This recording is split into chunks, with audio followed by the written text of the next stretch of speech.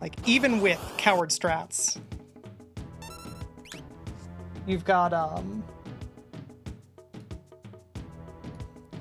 pretty good chance of losing the run.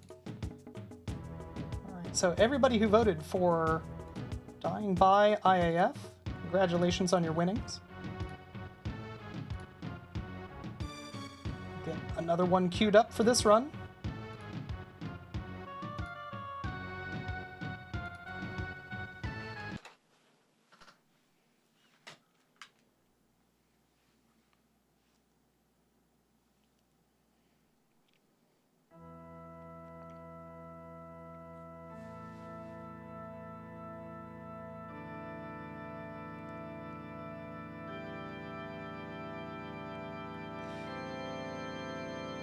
Hey, welcome back, more Diner.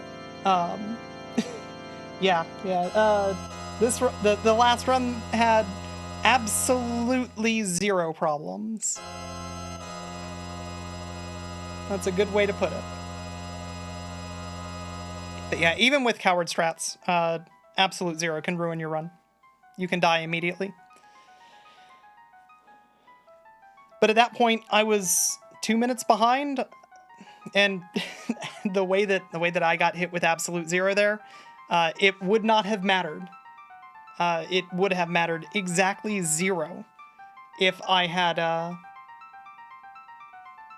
tried to do coward strats. I still would have died.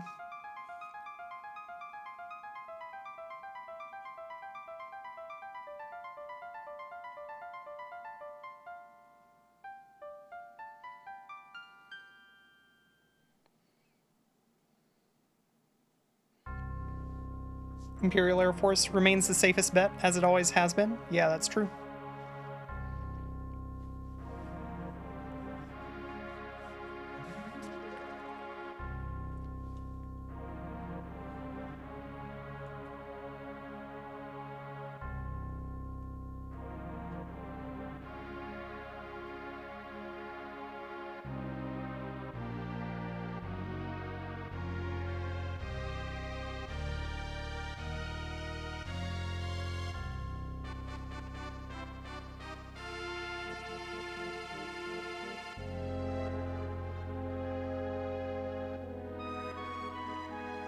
One question you keep wanting to ask, is there a reason for RNG setting or whatnot that I always start my runs off of a Velt save? So that save is just a really good spot for setting up your RNG. It is an area on the world map where there are no safe tiles, which means if I take 10 steps, I'm going to accumulate threat 10 times. You'll notice that I do some kind of weird stuff in World of Balance where I move differently based on the tiles that I'm moving over. That's because in the World of Balance, there's a bunch of safe tiles. And it turns out that that makes it really hard to know precisely what seed you're on. The way that you determine your current seed and the upcoming seeds, and you plan for the correct seed for Speedrun, is that right after you run away or win a fight, right after you run away from a fight, let's be honest, you make a save, and that is a zero threat save. You just left a battle, you have no threat whatsoever. Then you count the number of steps that it takes to get into your next fight. And that tells you three of those. You do that, you reset, you do it again. 3 of those is sufficient to give you absolute knowledge of what your current seed is.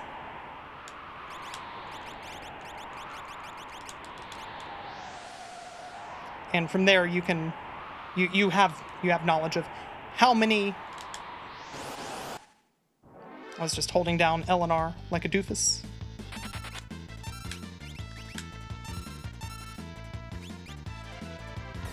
But yeah, so from there you know exactly how many times you need to reset and so on. And it just so happens that the last three world resets that you need to do, you will get into a fight after 19, 26, and then 60 steps. After 60 steps, you reset, you let the intro cutscene play out, and then you do your speedrun.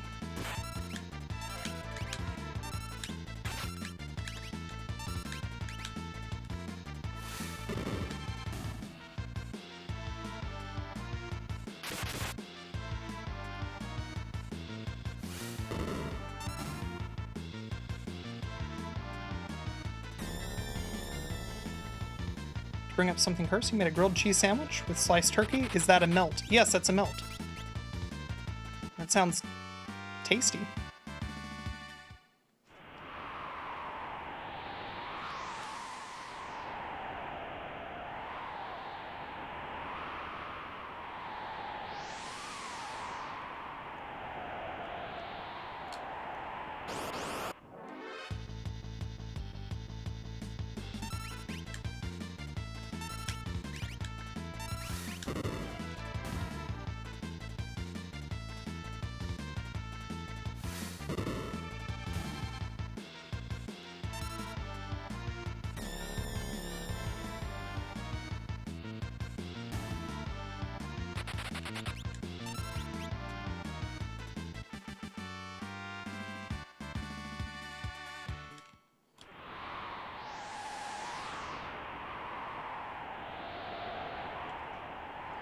Why does the threaded conversation always show the post at the head of the thread as the one being responded to? Yeah, I really don't like that design choice. I genuinely do not understand why they think that that's the best way to present information.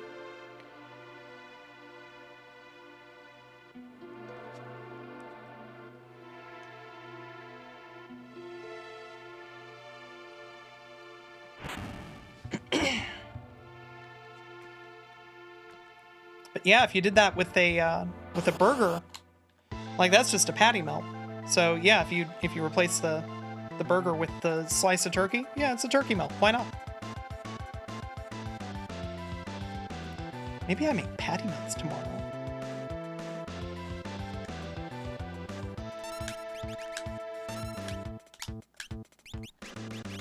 Hey, I think that you determined what I'm gonna have for dinner tomorrow. Thank you.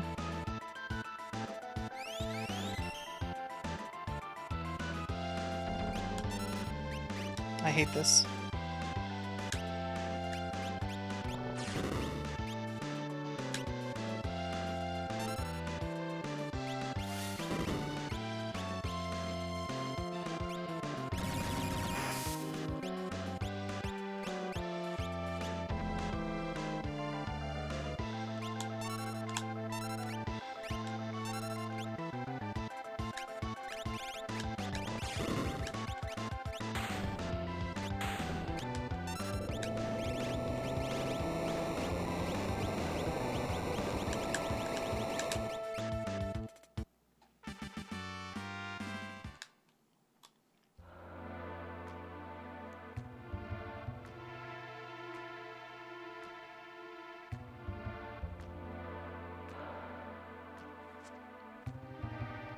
What's the bottom left video? Is it my best run? Yes. Yeah, that's my current PB.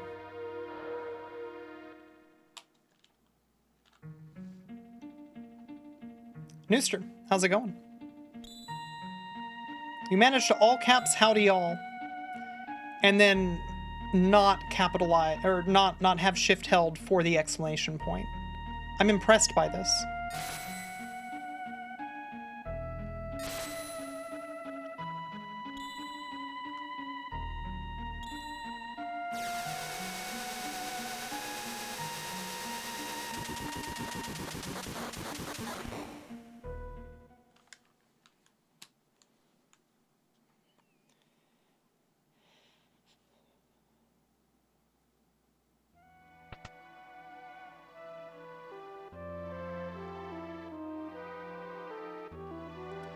It's actually because you rebound your keyboard because the shift key broke. Ah. That'd do it. that would cause that type of problem.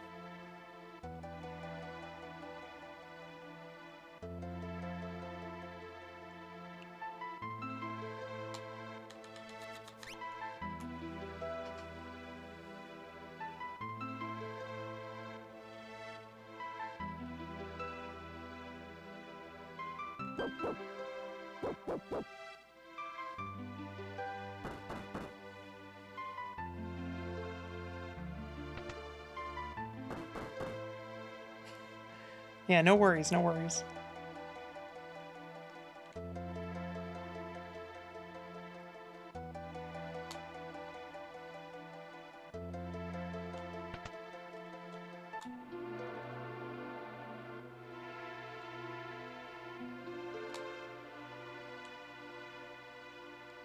Alright, I still have to menu over to Magic because Welk is mean.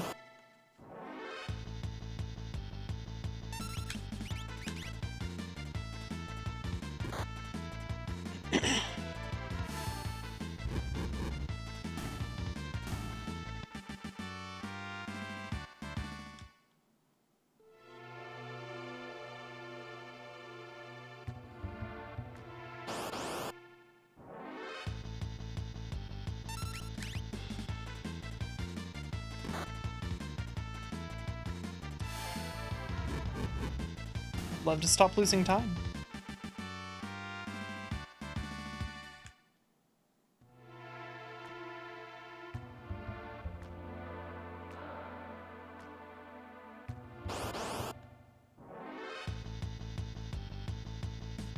Nope, I'm just gonna lose more time.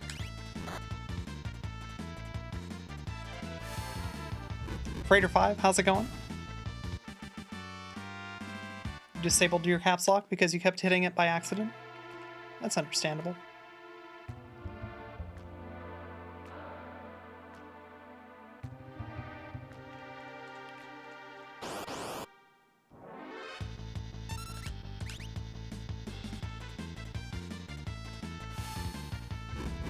Yeah, since I'm using an Ergodox, I just don't have a key bound to caps lock, period.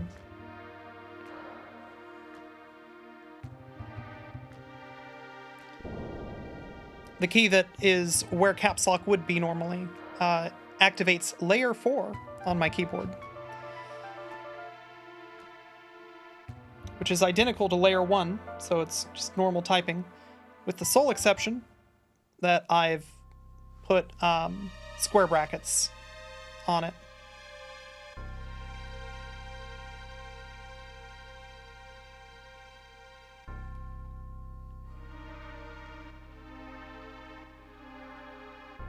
Which keyboard key is the least valuable, most useful to unbind or rebind?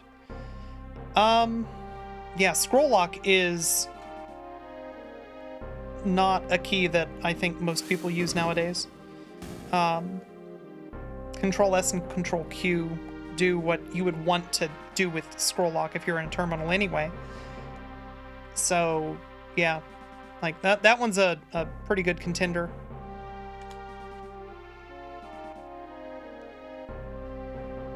Caps lock, some people, you know, have a good reason to type in all caps, so it's probably a reasonable one to keep for some people.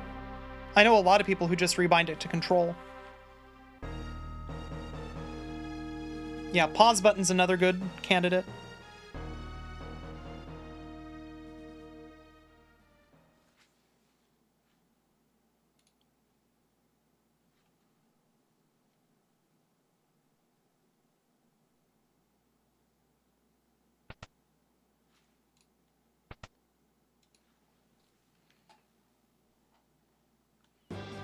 Scroll lock is way off in the outer territory of keys you would have to look down to actually hit.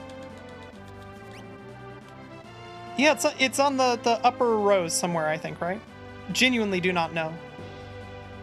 Pretty sure it's right next to pause, actually.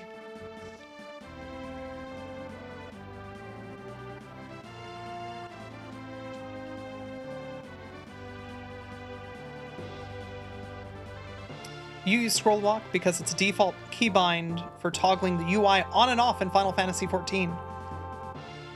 That makes sense.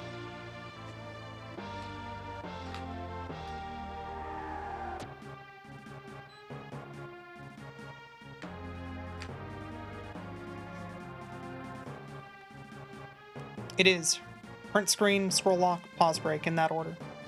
Yeah, so because I'm, again, using an Ergodox, I don't have print screen in the normal place. Print screen is just on my left thumb cluster.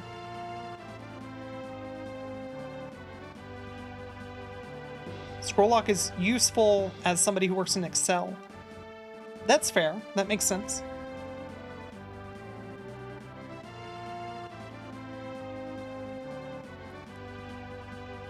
I mean, my normal keyboard layout is just QWERTY. But there's a fair amount of stuff that isn't in the normal spot outside of that.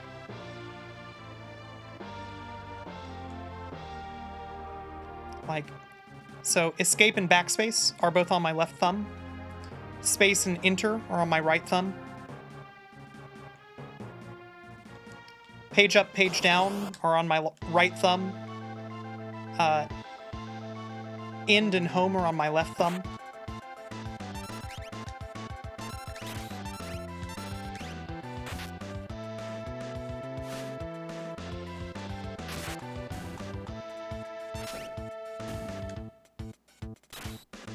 Don't die. Okay, cool.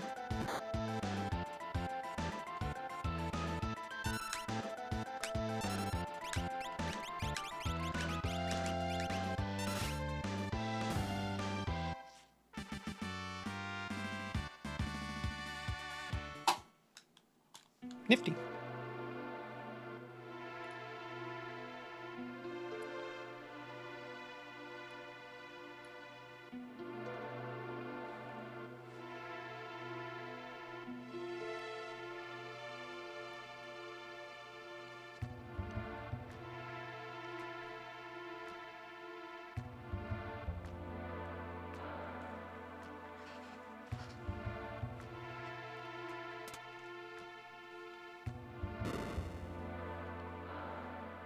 Yeah, anything that I would do in a spreadsheet, I just tend to do in, like, usually Ruby. Ruby's a good language to hack out just a quick thing if all that you need to do is crunch some data. Probably nowhere near definitely nowhere near as nice looking, and somebody who's particularly good at Excel is probably going to have a lot less cognitive overload just dealing with Excel formulas than me exporting everything to a CSV, parsing the CSV, doing some data analysis, and then coming up with an answer to give whoever needed a number.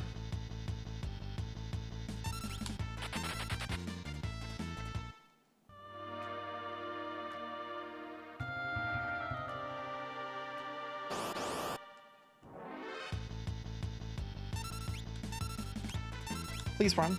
Okay, cool, great. Sync is pretty good. Yeah. Yeah, whenever you get the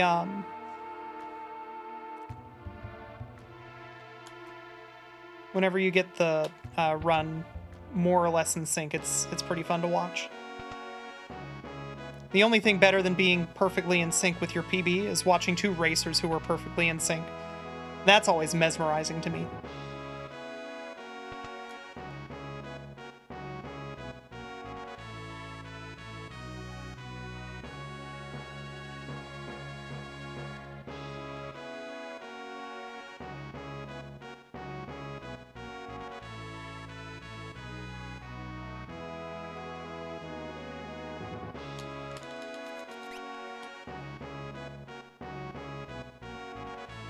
Can I keep it up?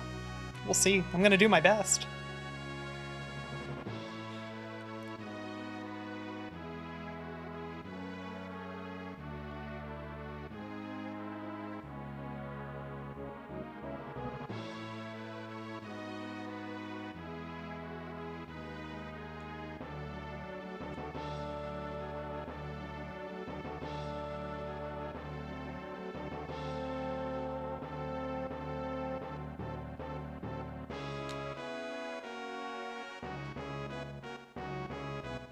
The only thing better than being perfectly synced to your PB is being ahead of your PB. Now you're thinking. I'm on board with that statement.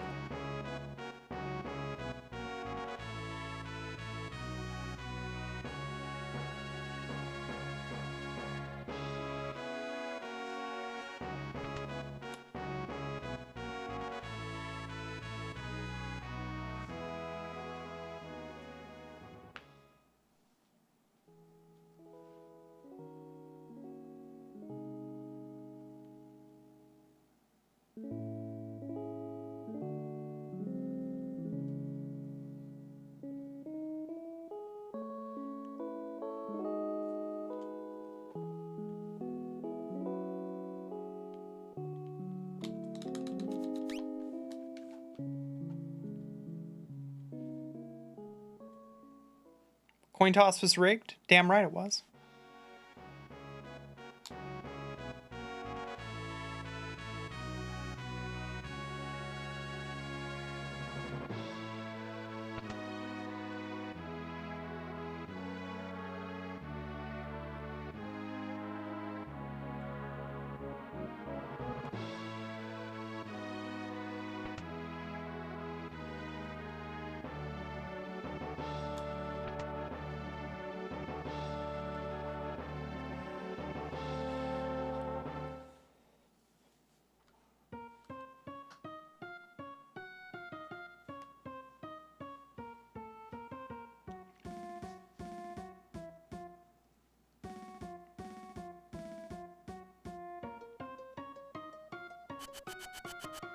You know, it's too bad that Twitch only allows you to have one channel point prediction going at a given time.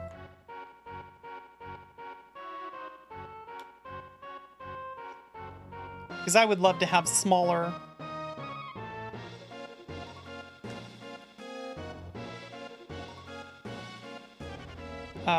channel point reward things going on.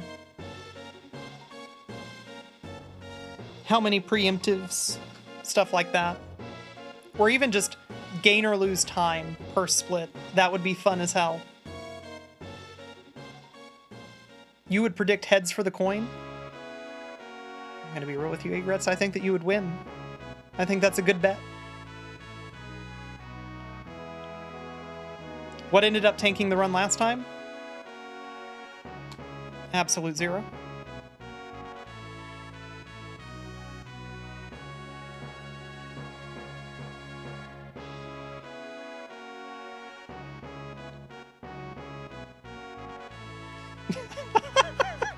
Yep, that'd do it. Yep. Uh-huh.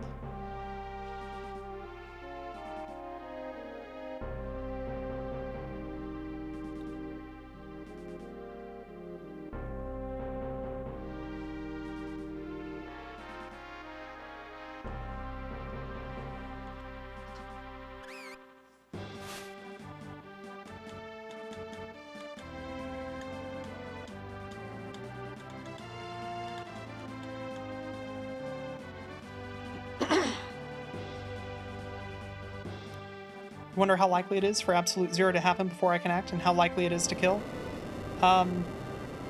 Pretty damn likely to happen before I can act.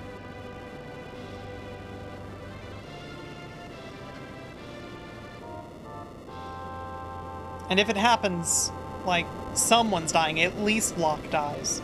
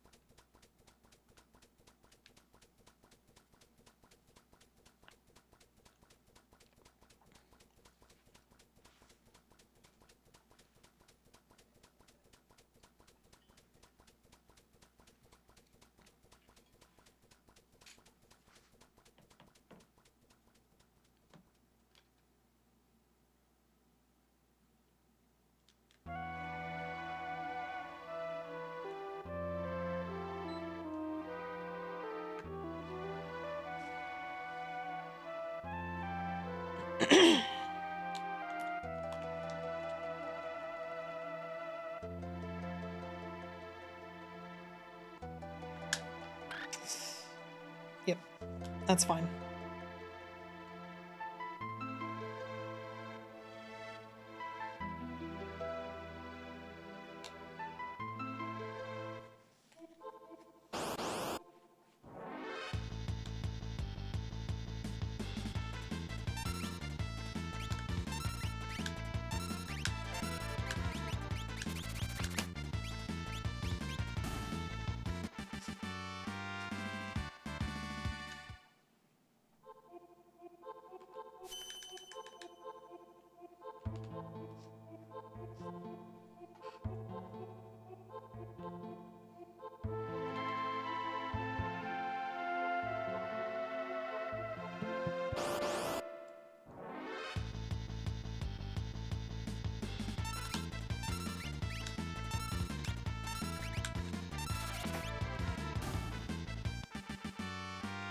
Oh, wait.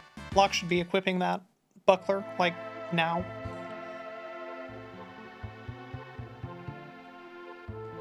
This fight, he can.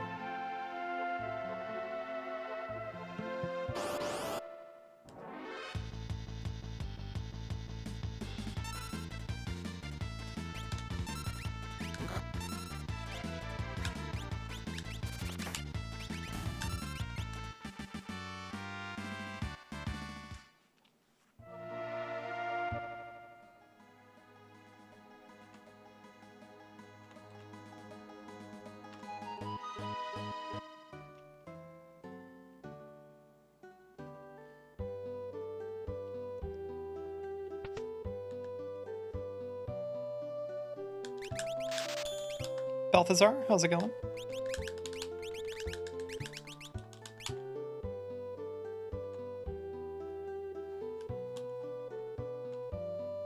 I should really just turn on B turbo for that section, where I'm just mashing out of the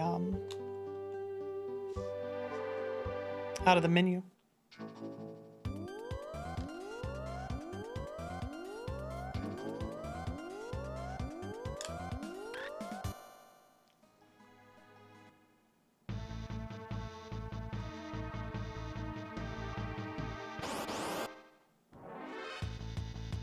Great.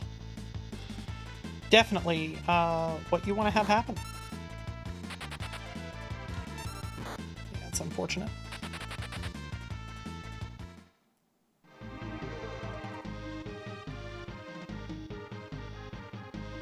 Well, hey, it's great to have you here. I hope you feel better quick. I'm doing great, thank you for asking. The runs have been primarily reset. That's how the runs have mostly gone. But that's fine. I've been having fun. I care about that a lot more than the run being perfect.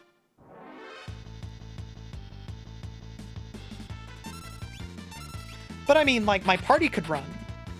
Terra, leave. Terra, just go.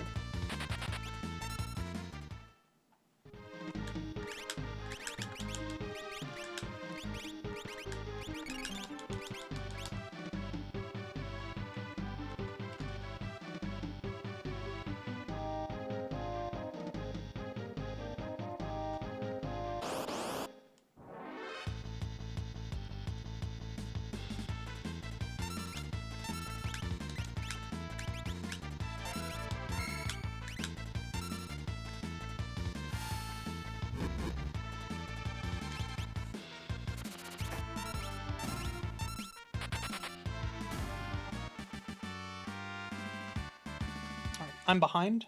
Yep. It's fine.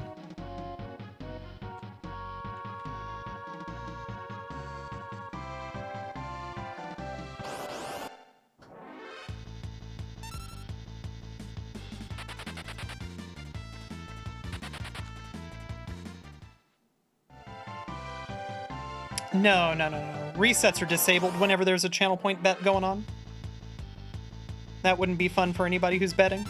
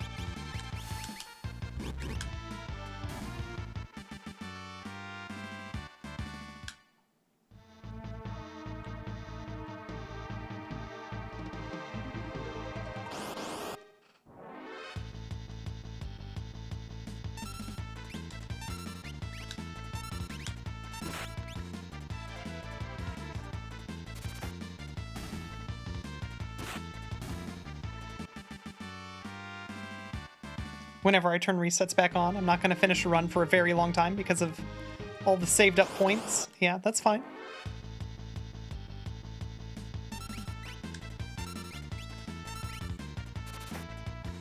Like, the point of it is that everybody's having fun. They're turned off because it would make the betting less fun for people.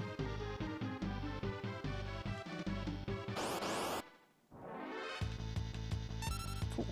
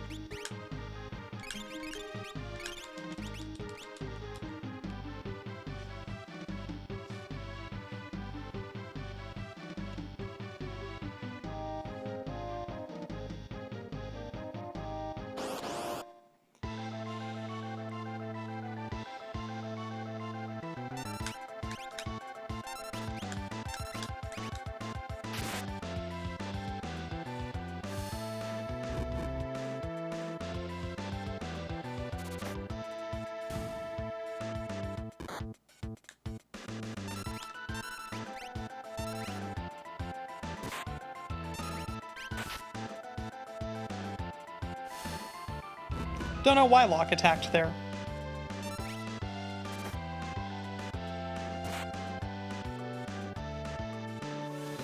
But you know what? It manipulated him to get a critical, so fuck it. Why not? I'm glad he attacked.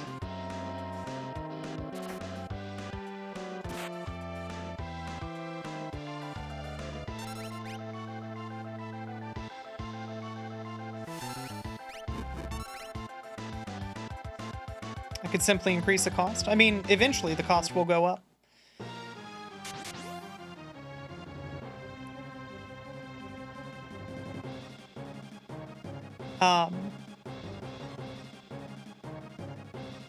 It is extremely not out of beta functionality yet, though. So right now, cost isn't going up.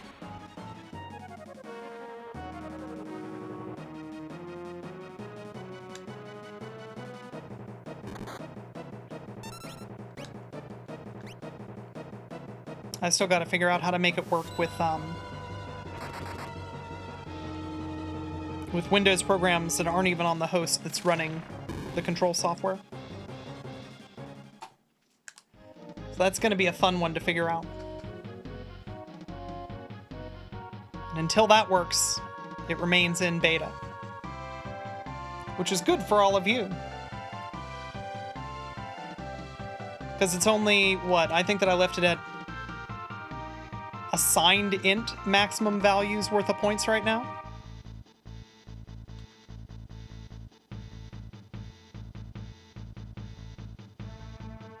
A mere 16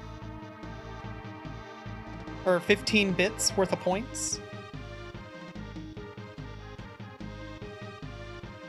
So like not even an int, a short int. It's very friendly of me, frankly. No, my Vargas split in my PB was skipped. I missed it. I forget what I said. I was talking to chat at the time. I was reading chat instead of splitting because I made the same choice that I'll make every time. I am here to hang out with cool people. That's all of you. You're the cool people. Which means that every chance that I get, and as you get better and better at a given speedrun, you learn where those chances are. I look over to my left, which is where my chat window is. And I start reading what people are saying, I start talking to you, and then, in theory, I look back at the screen. Before it's time for me to take my next action, I take the action, I look again to my left, and I read Flare Sword asking about Vargas not getting split during my PB. And then I go on a spiel about how I talk to people instead of hyper-focus on video games. Because if I'm not gonna primarily have interaction with cool people be the stream, I may as well just do these runs offline and upload them to YouTube, because fuck it, right?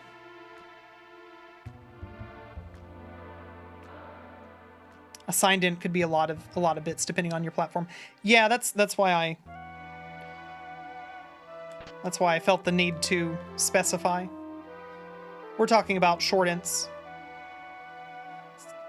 16-bit signed in. You're only spending 15 bits worth of points.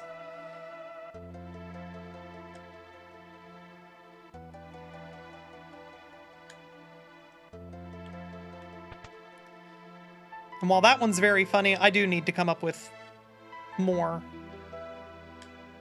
good ways to use channel points.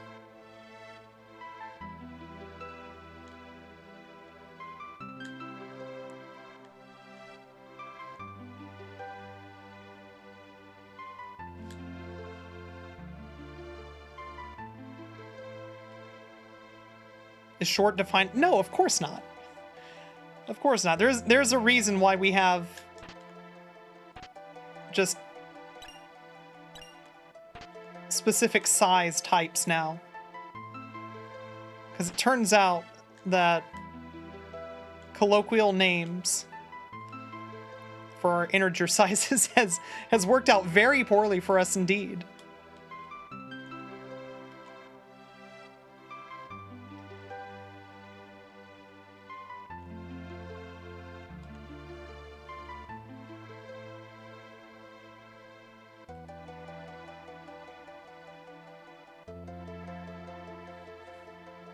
So anyway, the max value of an int 16t's worth of points.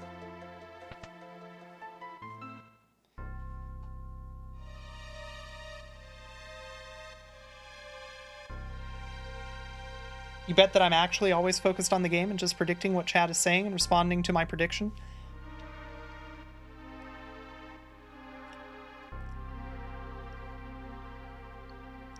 I would hope that if that were the case, if I had perfect focus on the game, that I'd be playing way better than I am. Now, let's be real. Pretty bad at video games. So there's a good argument to be made that this is probably the best that I'm capable of, and that any mistake that I make is truly my mistake and has nothing to do with my chat. Strong argument for that, in fact.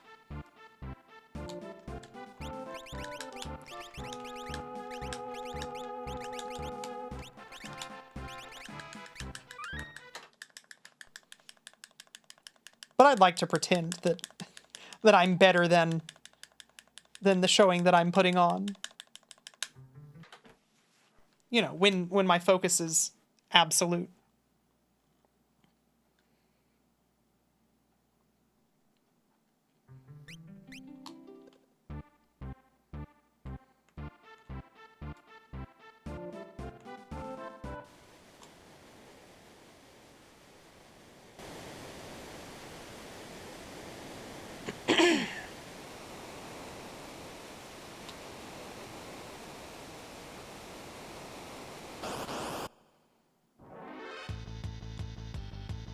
Don't love that. Please run. Thank you.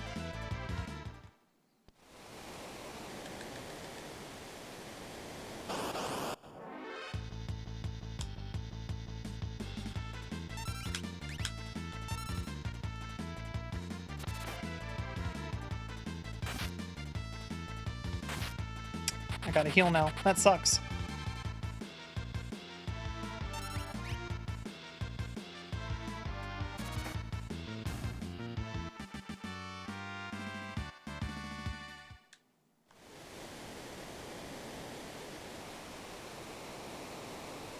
Glacier, no worries. I can tell that it was going towards the direction of a compliment. But where you cut it off, where you ended, is very funny.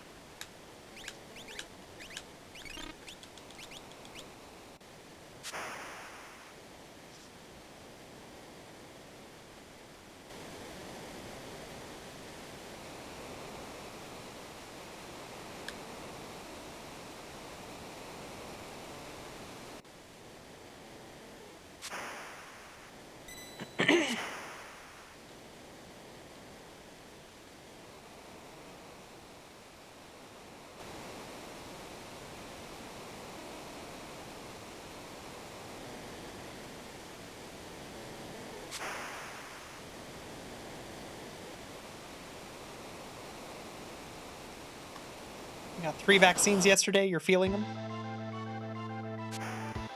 Understandable.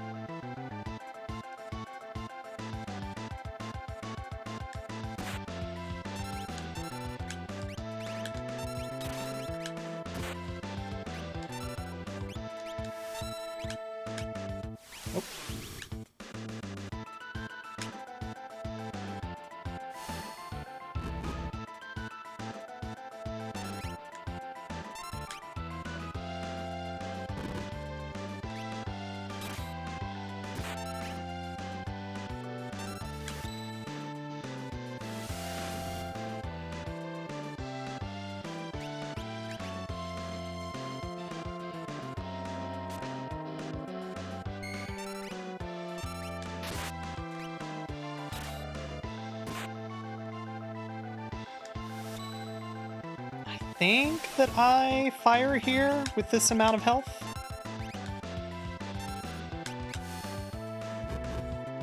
Does Terra die?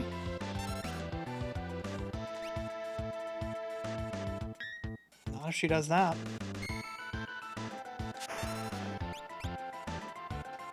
Cool. That was definitely a weird fight.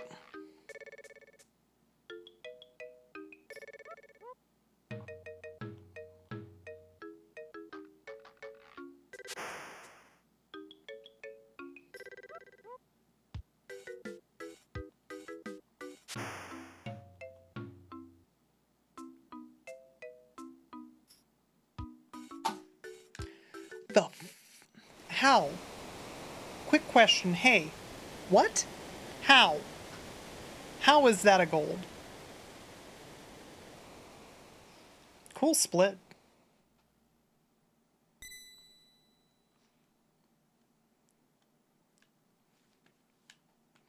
The fact that my gold, previously, up until just a few days ago, was a Riot Blade, and then it turned into double preemptives, which, I mean, fair enough. But, like, now it's, like, just weird? I don't understand how that's a 4-second split. A 4-second gold. You don't know the difference between green and gold. Don't worry, that's an understandable thing to not know if you're not, like, speedrunning. So, green means that I am ahead of my PB. Gold means that I have done the best that I've ever done in this single segment. It's my personal best for this single split. So this is the fastest I've ever done Ultros by almost 5 seconds, which is, you know, it's, for somebody who's done this run a lot, that's not a small amount of time to gold by.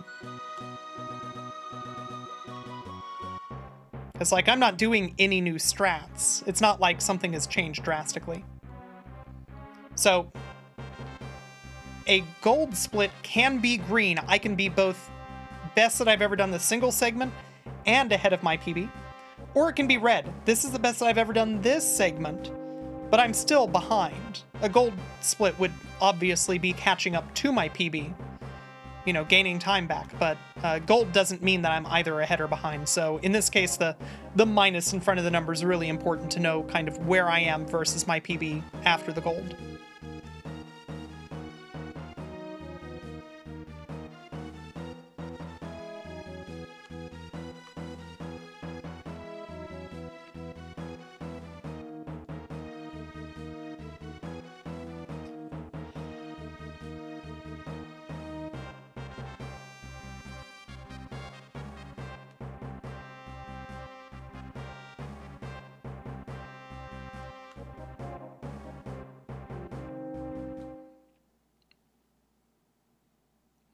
Thank you for the correction, Egrets. That's absolutely true. Gold is a relatively non-reactive precious metal from the transition metals group, whereas green is just approximately 520 nanometers. That's the correct answer that I should have given you to begin with. I apologize.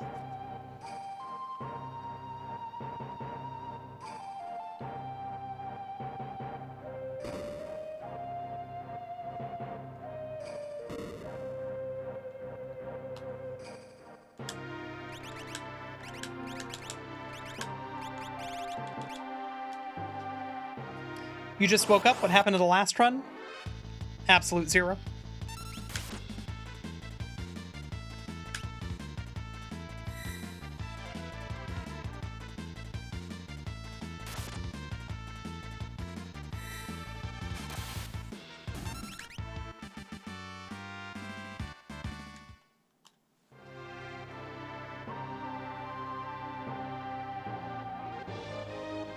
Welcome back, Bad Road. Hope you're doing well.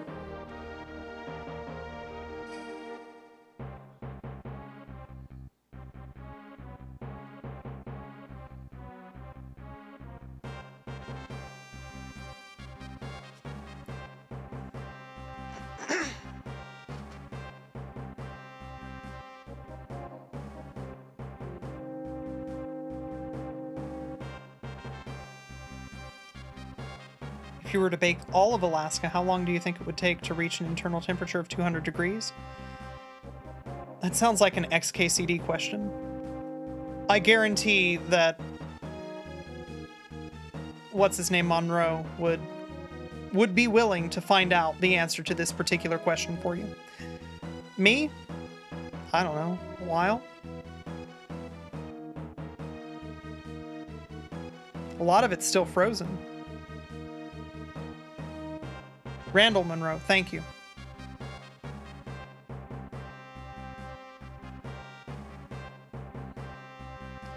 How deep are we baking? I mean, if you go deep enough, if you stick the probe in deep enough, it's already well over 200 degrees.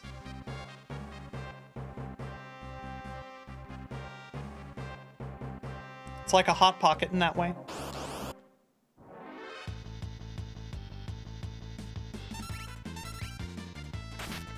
I don't know how I beat Kefka there. Kefka should have won that race. My ATB was trash.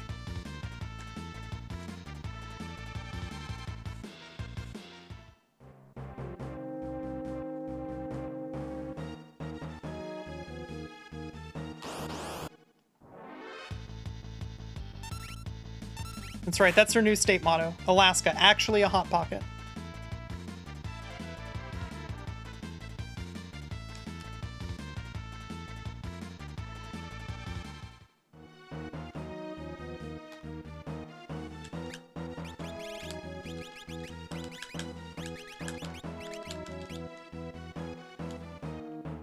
My menuing's way better than last run, so that's nice.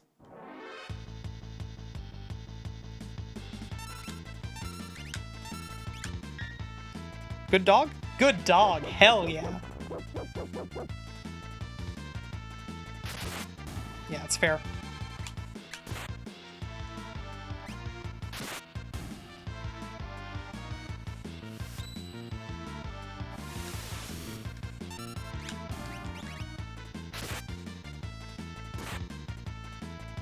Don't kill him. Fuck. Alright, that's fine. I should have used a potion. Should have used a potion. I'm a dumbass.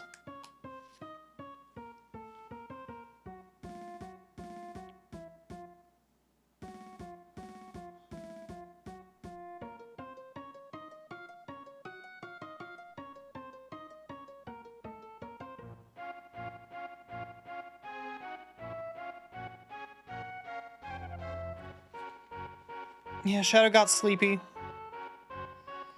That's fine. It's fine, I'm not mad.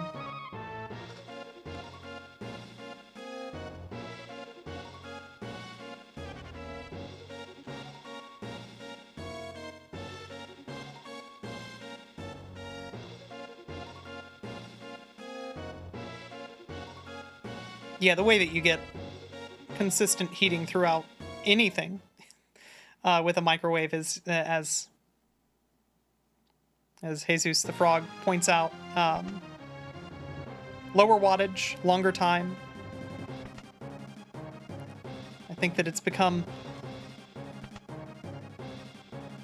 especially as wattages have increased, it's become common to think of microwaves as the thing what gives you hot food fast. But penetration matters. Like, you actually have to manage to heat the thing throughout. There's this idea that you cook things from the inside out. And microwaves don't work that way.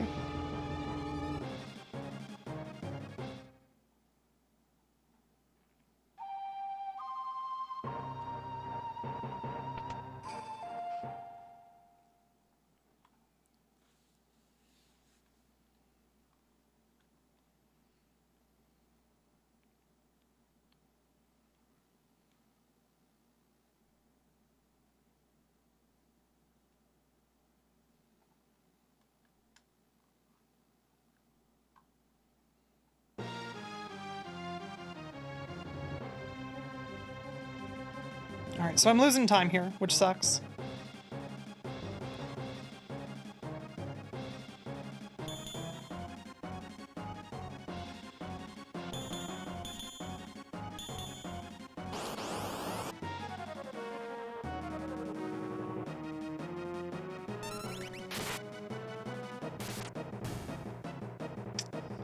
Nice. Okay, he didn't get counter-canceled. He did get counter-canceled. Hey, I was talking earlier about the idea of counter-canceling. That if you manage to trigger a... There we go. If you manage to trigger a counterattack right as an ATB is filling up for a computer-controlled character, and Cyan is computer-controlled and technically can counterattack during these fights, that you cancel their turn and internally their ATB has to refill up before they can act. That's exactly what happened there. So you just got a visual representation of what it means to be counter-canceled.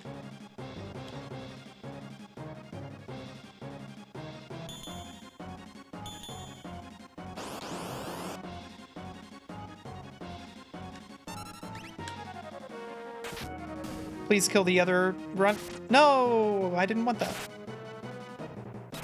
This sucks. For me. Alright, I hope I win the coin flip. Nope. Dispatch? No.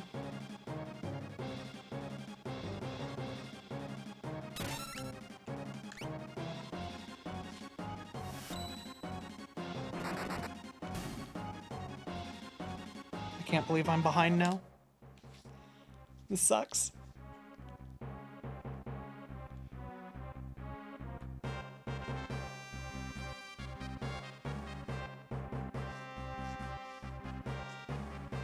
Anyway, good news, everybody. The sync is back.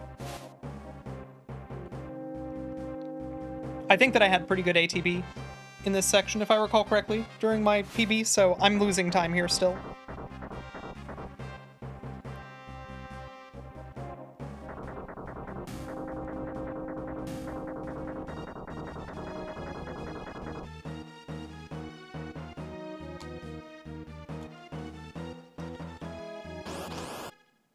Sabin's magic is very good.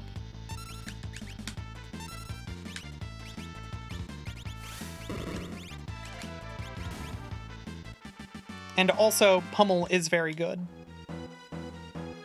Both of these things are true.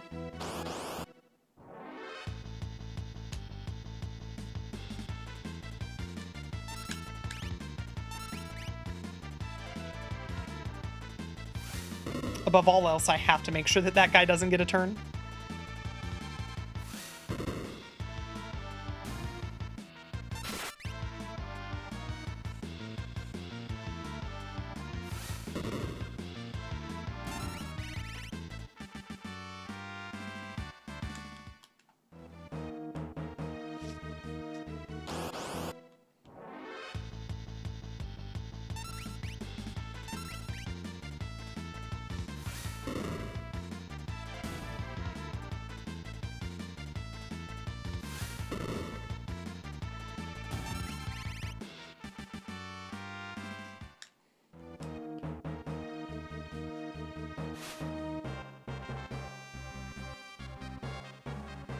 Yeah, Shadow just slumped over in the mech.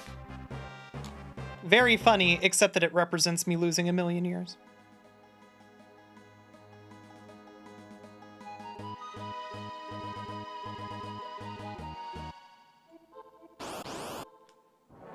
Come on, come on.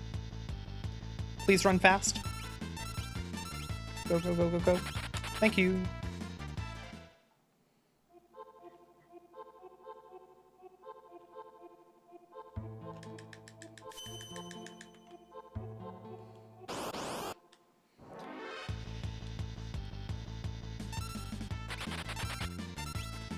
Run before... That's too bad.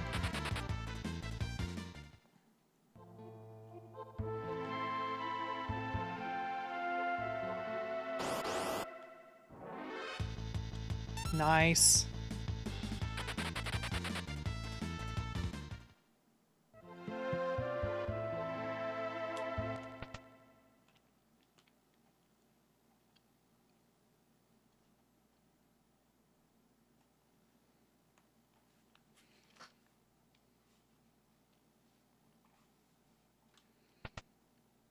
Yeah, I know Bum Rush scales off magic. It hits regular defense. I guess that makes sense. Like, for what the move is supposed to be. I have to remember to remove the knife from Shadow.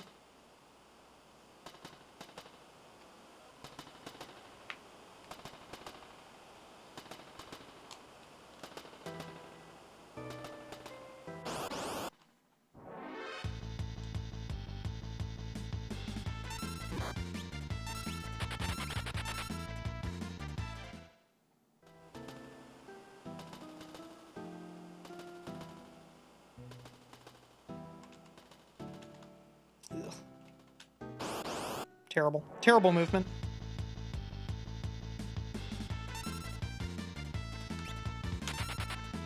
Okay, goodbye, Shadow. Everybody else want to go? No, just want to hang out? There we go.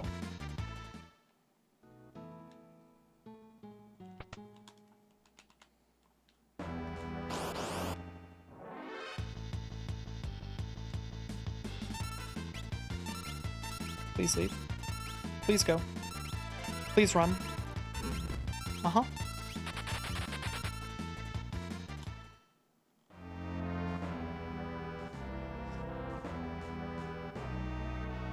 The enemies look like they're still going? Yeah, that's true.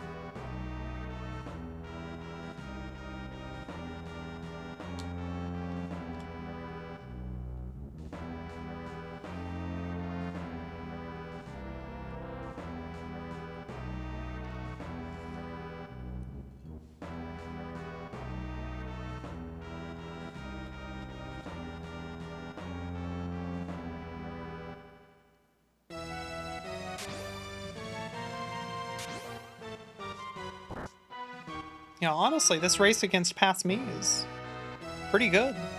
It's a nail biter.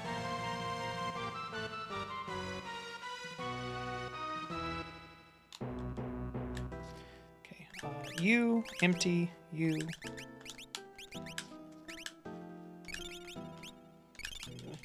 I hate using two.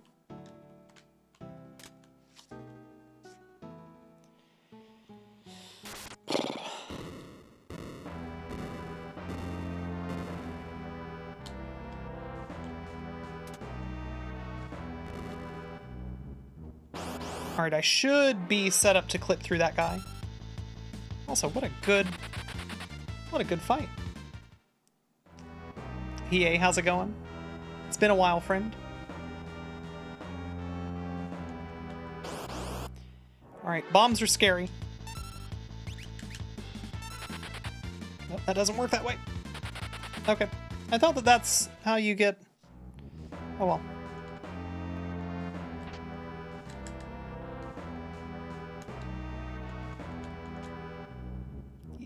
Bad movement. Getting better. Well, I'm sorry to hear that there's something to get better from, but I'm glad you are getting better. Yeah, bombs are very, very scary. They have a move called Blaze, which is good at taking down a single person. Right now, I think only Shadow would die to a single target Blaze, but I prefer that nobody be dead. You know, if I had my way.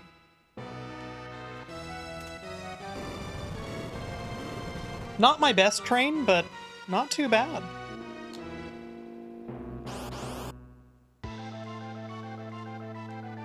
Oh, what terrible ATV.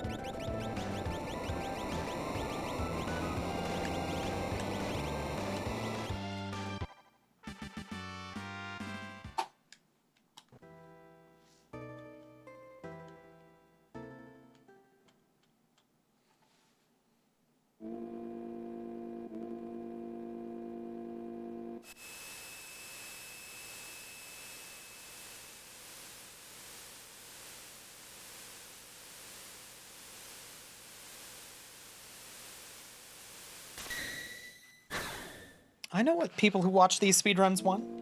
I understand. I'll give you your chuplex.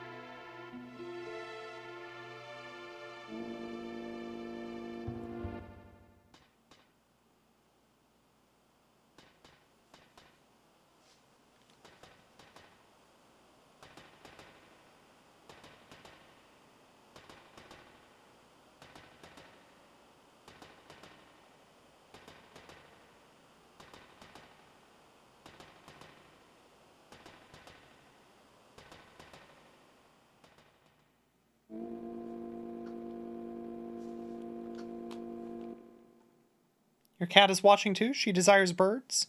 I'll give her some fish. How about that?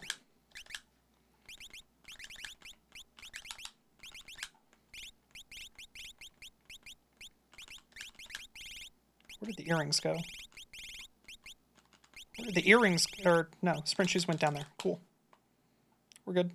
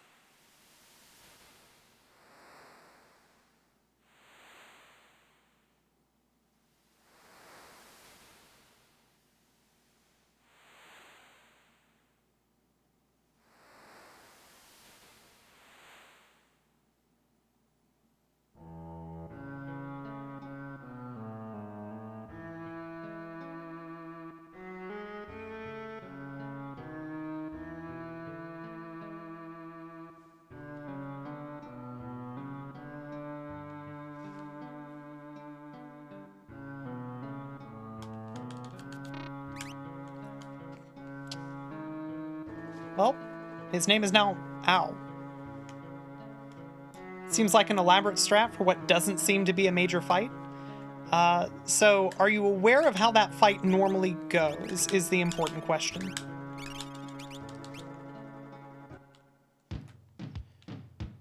You are not. Okay. So that would be why it's an elaborate strat for what looks like a minor fight. So that fight is a multi-party fight, multi-enemy party fight, which ends in a fairly powerful boss called Rhizopos. Rhizopos has pretty strong all party member magic that he can use against you, which I would like to not deal with while I'm already underleveled. So what we do instead is, you exactly called it out. What we're doing is we are setting up, first off, it's a glitch called Psycho Cyan, which, interestingly enough, Nintendo Power is where most people learned about this one. Where after dying and being resurrected and going into retort state, Cyan becomes willing to retort to just about anything. It rules. So, we put him into that state, and then we kill the last fish with a suplex, which misses, which is a physical attack, and a retort, which is a magical attack.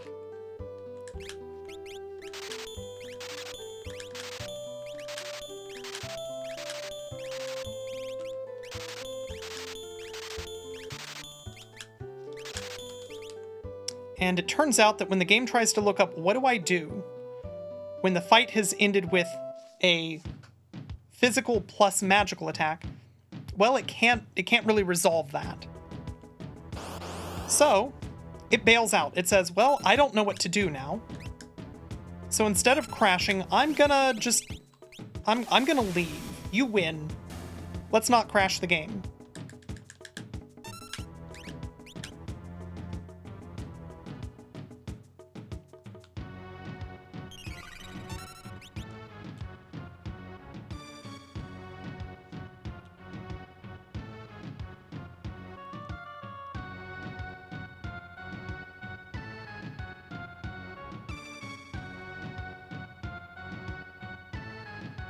You're familiar with 5, so you're familiar with the idea that things can break the fight scripting. Yeah, so we're just breaking the fight script there.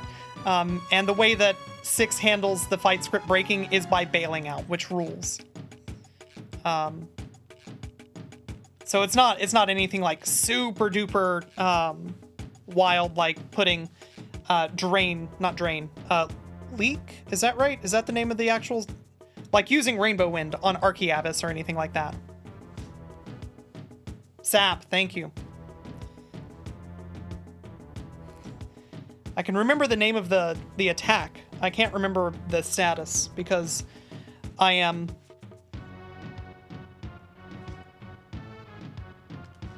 a speedrunner who only knows one thing.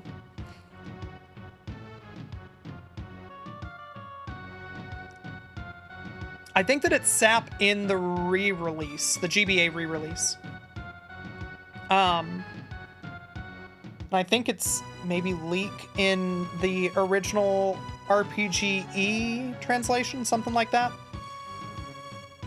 How do you suppose thou is pronounced? Thou. It's a word with a known pronunciation.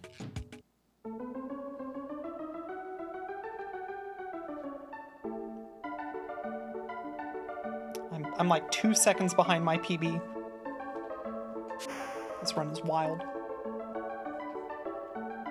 It's Seizure in the SNES version. Okay. I believe you.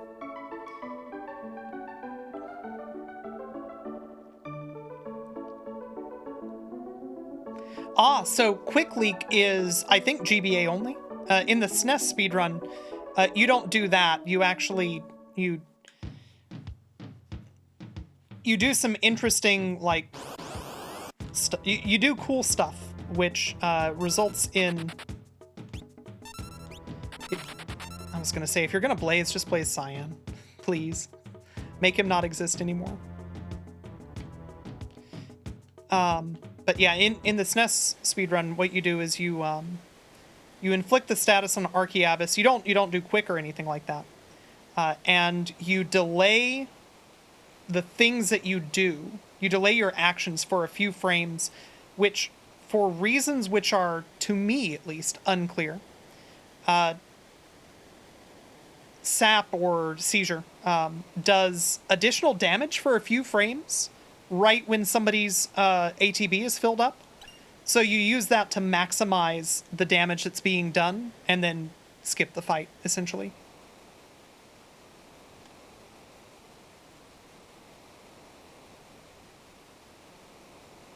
You don't quick leak in any speedrun. It takes ages. Okay, that's good to know.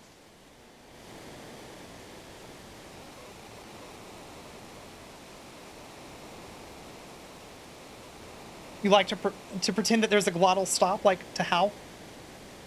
Understandable.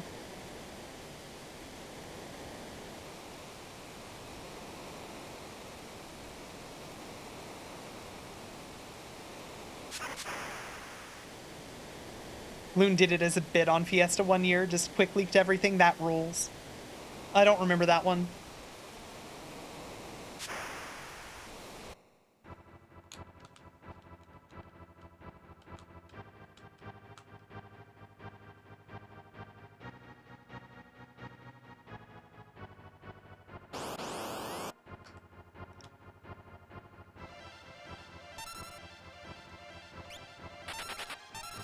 What? Pardon me? He quick leaked Omega specifically? That's very funny.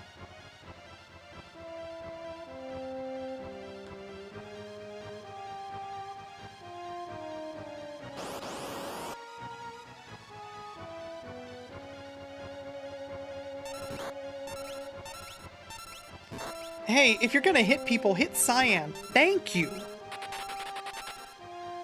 That's still not enough. I can't guarantee that Cyan dies. I'm behind.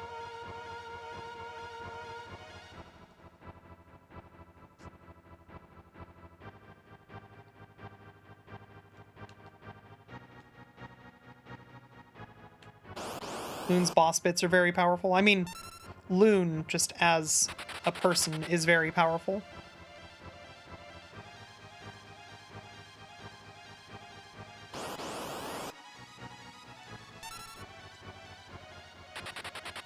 This is how I get ahead. This is how I pull ahead. I'll take it.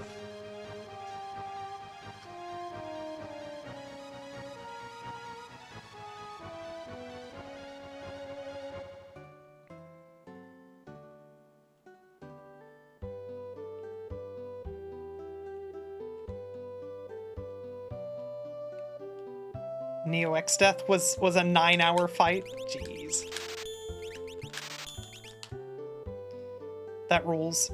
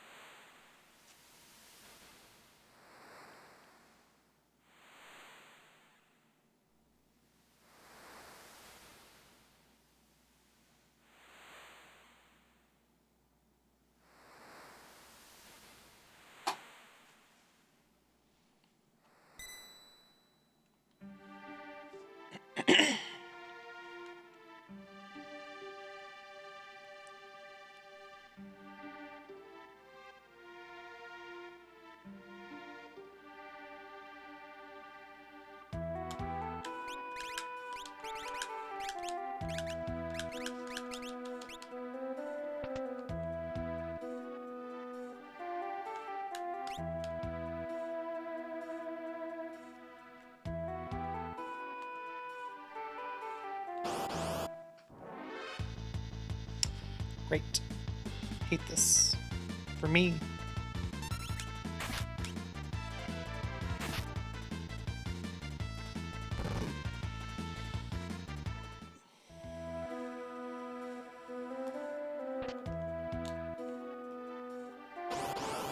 I have a tonic. Oh, I have a preemptive. That makes up for it. Cool.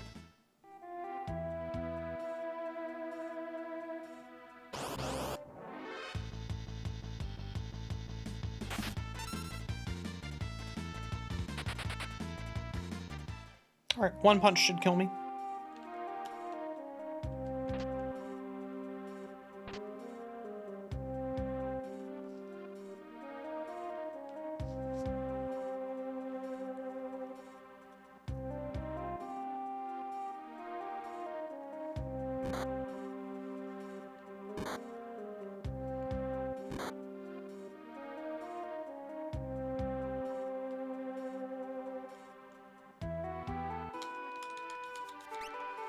See, I hated the Think Zerker streams. Think Zerker meant that I wasn't streaming. I wasn't playing video games because I couldn't stop watching. Which is to say that they were some of the best streams on Twitch of all time.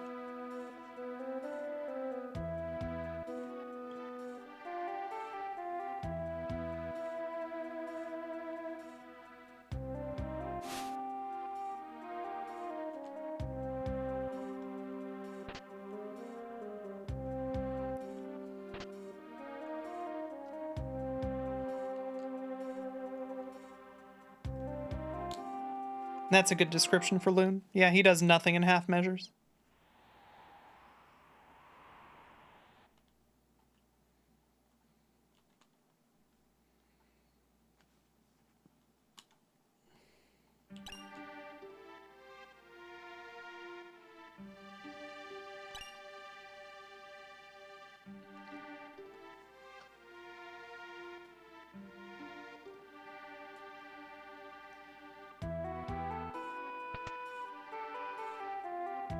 Can we forget to unequip the sprint shoes? No.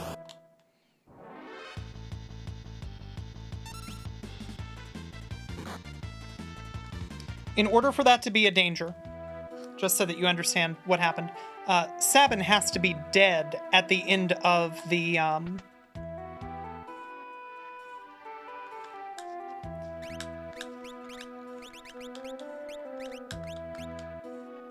he has to be dead at the end of the Phantom Train fight.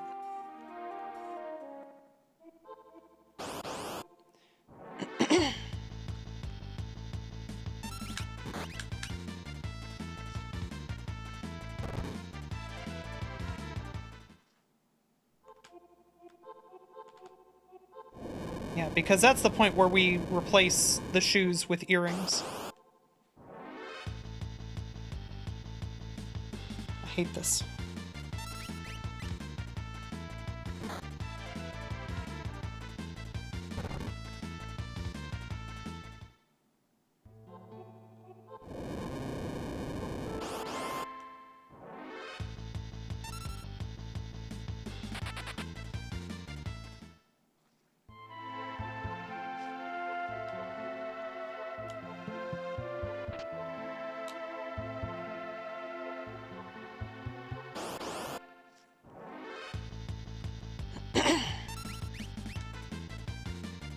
Yeah, I'm very fortunate to know a great number of very smart people on Twitch.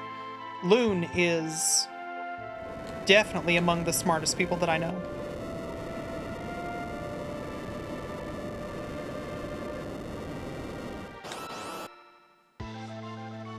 Like,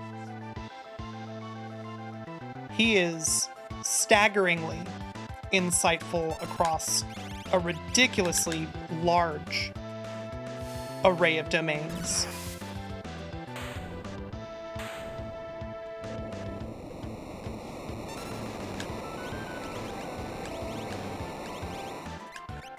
I didn't want to replace... That's fine. It's fine. Just have to be careful.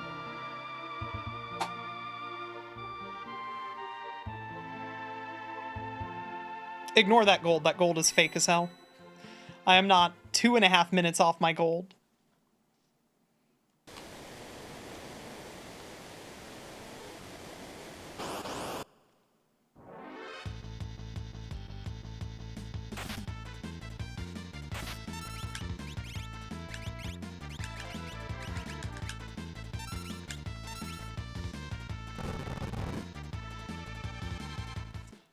Hey, Mustang.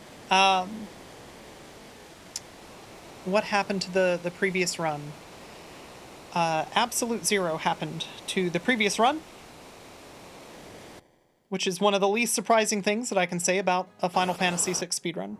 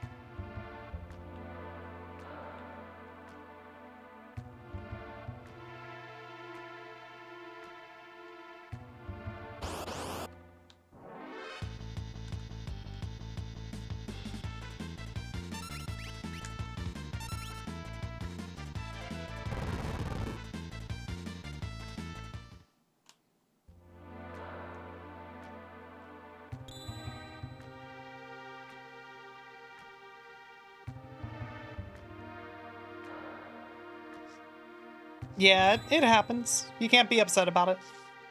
The game just decided today's, or that run was not going to be the run. Hopefully, this run is better. Already, we're way, way ahead of the last run. So, would love some preemptives here, though. Yeah, like that.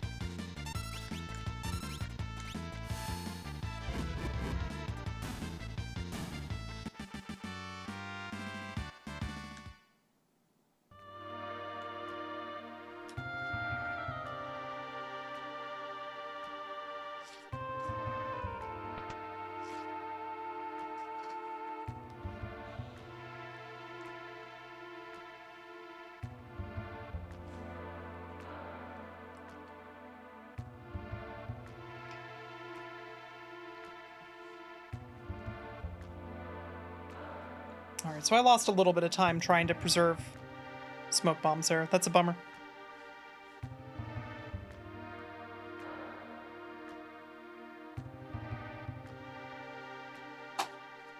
Yeah, that's fine.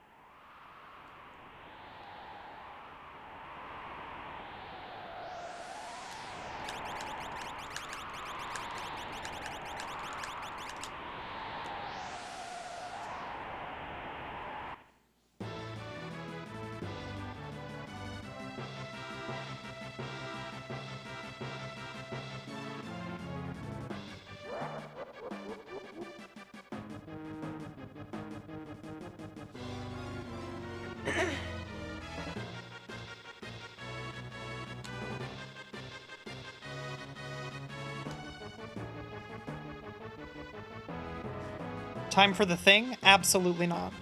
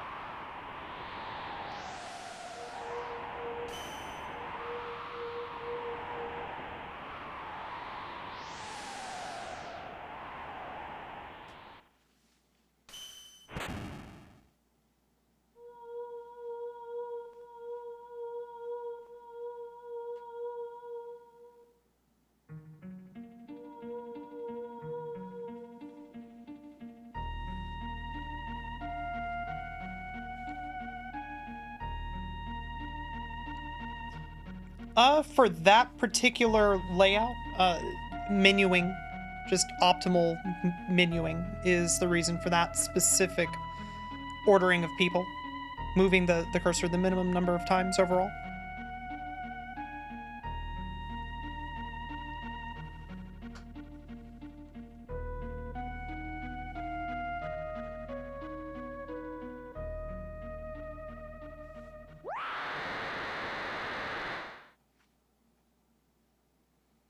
I'm trying, Grin. But I mean, let's be real.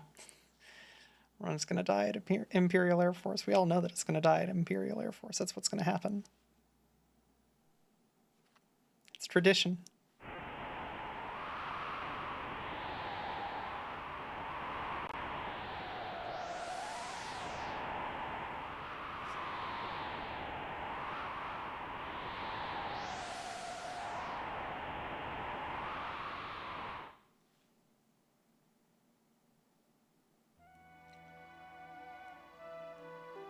That's right, no run has ever progressed past Imperial Air Force.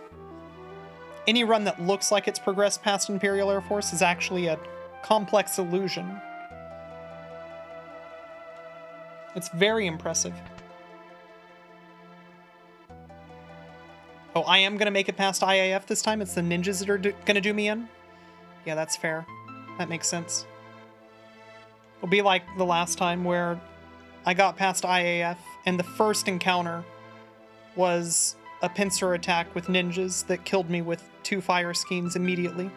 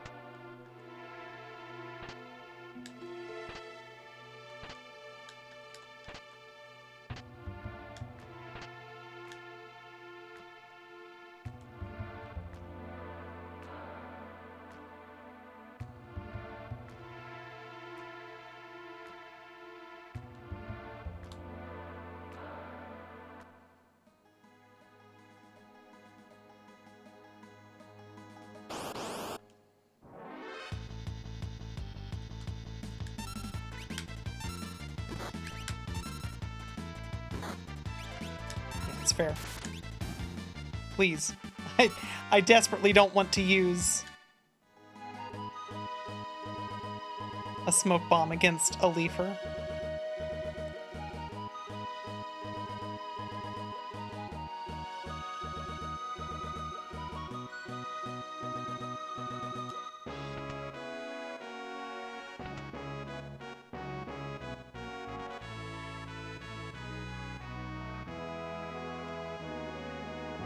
Yeah, Joker Doom is basically Stinger missiles. What I'm saying is that my characters are basically Solid Snake.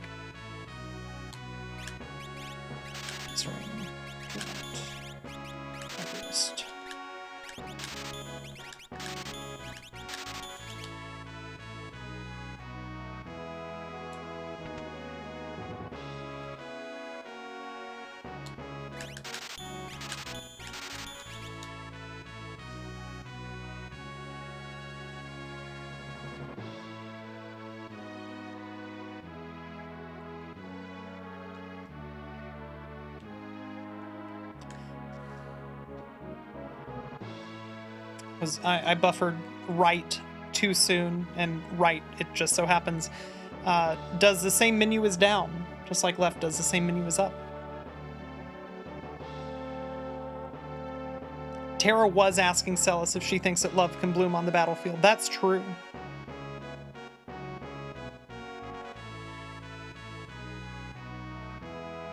Alright, I am precisely one castle cutscene ahead, which is not too bad, but I would like to be further ahead. You know, given the option, I'd have saved more time.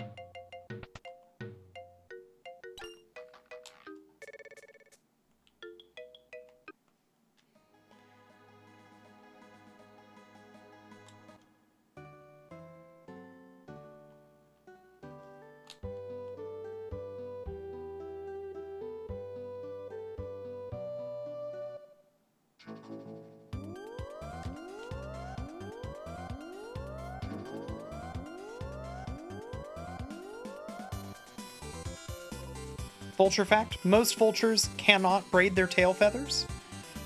Dang, good thing I didn't kill those vultures. They were very talented.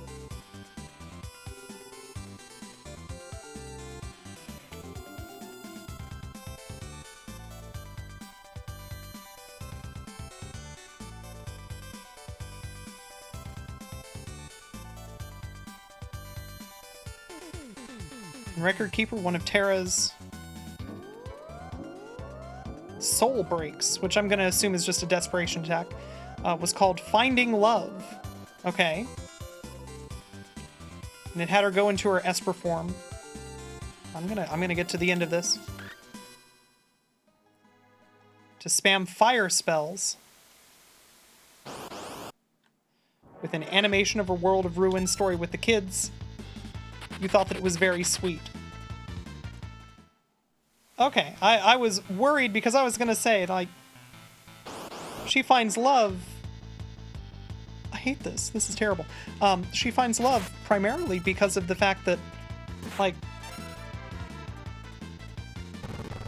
she's with the kids and all that. So it would be very easy for that to be like, hey, that's just child soldiers. I did not mean to take 2 extra steps. That's fine.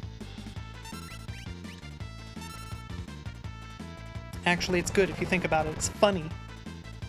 It's funny, I'm laughing right now.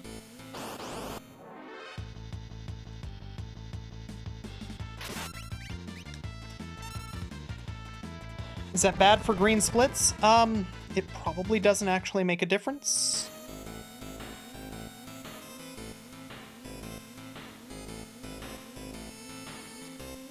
All of my encounters are going to be 2 steps ahead, but I don't think that I get an extra one yet.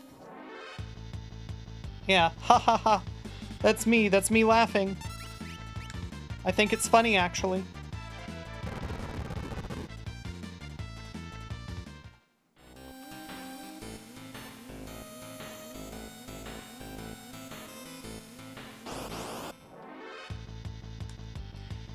Preemptives would be neat. I would take some preemptive encounters.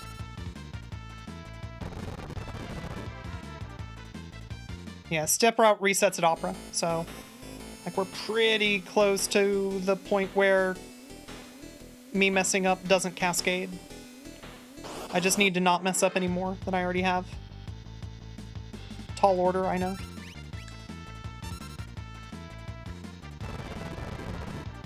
This guy's playing Final Fantasy VI for the first time. Well, then I know who I'm gonna raid after this is done.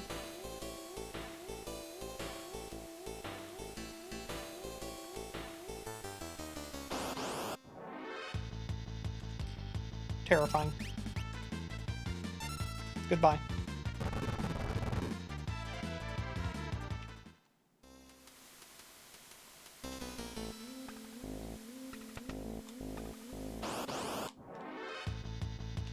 Soul breaks are power moves like limit breaks you can use when you get meter, but then they release things that they call limit breaks that were different. Gotcha. Okay, now, Relic, you get Sneak, you get Hero, Earrings. You get, sure, Sprint. Atlas, you get double Earrings. Genji, great.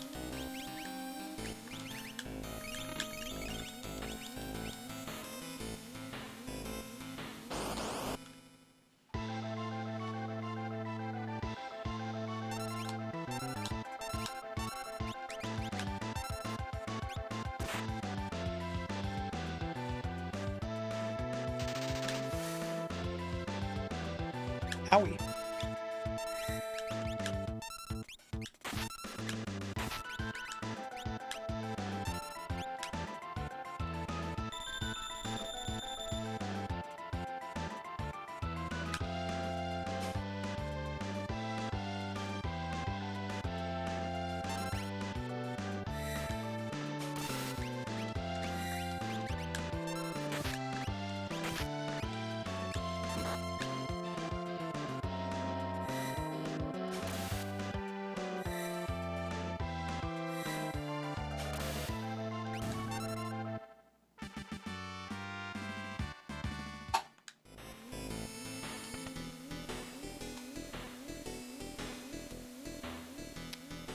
Not terrible.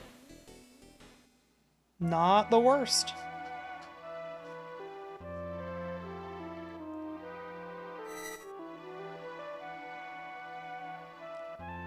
If Sabin has the Genji glove, does that mean that he can dual wield suplexes? Sadly, no, they nerfed him. You would think that he would be able to suplex 2 people at one time, or one people twice. But even though that's obviously correct, the people who created this game were cowards. They decided not to give Sabin what he so clearly deserves.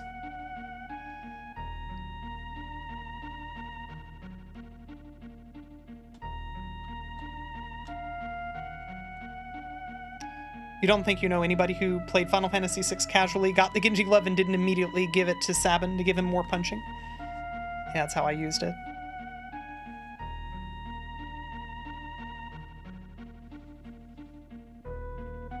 It's just the obvious thing that you're supposed to do with the Genji glove.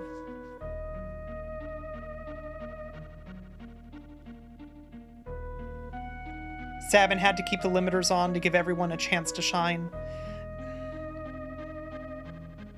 You know, maybe the world wouldn't have ended if he wasn't holding himself back that way.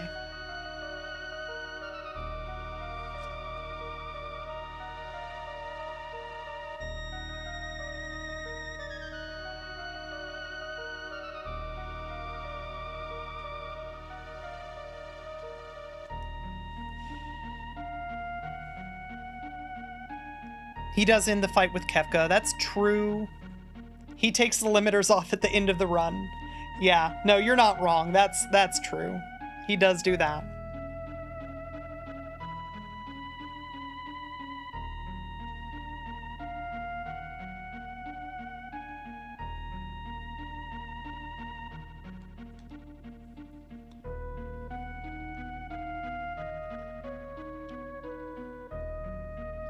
The only thing better than Chuplex came from the after years of all things. Think you got a clip? You'll post it in Discord if you find it. Please do.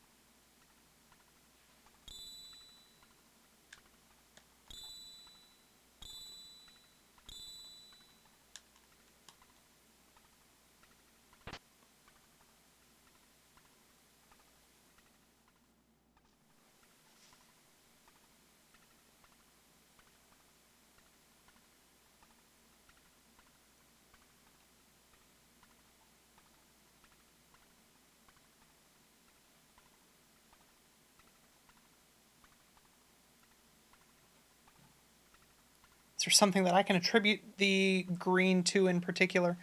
I mean, a lot of it's going to come down to luck, if we're honest.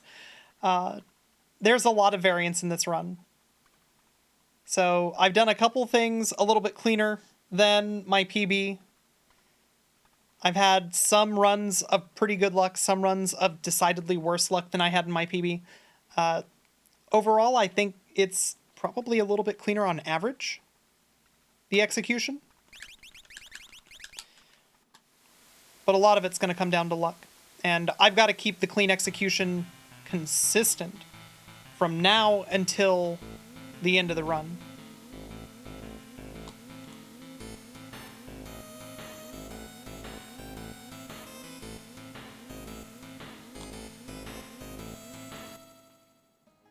I think that I get 2 encounters. Yeah. Sweet. Love that for me.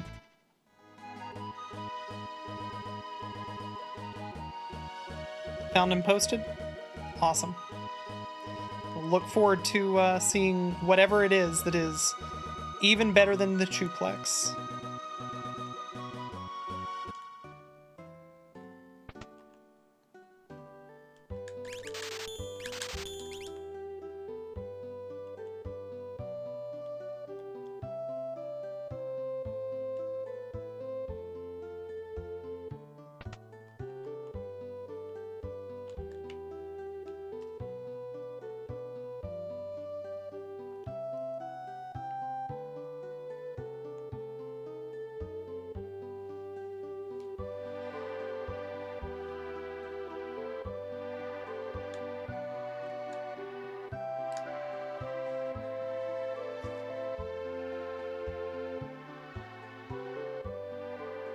Table Sabin. Fantastic teaser for Pillar Girl.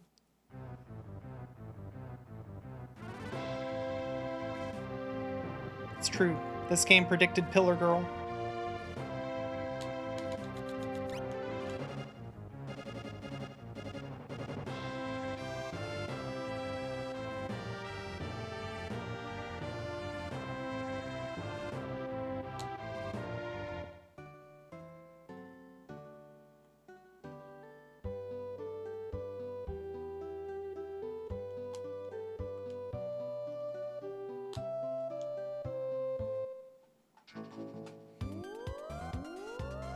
It's gonna be awful when we have to scrap the run. Yeah.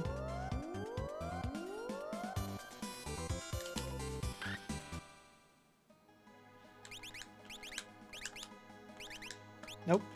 Yes. You get siren. Get one.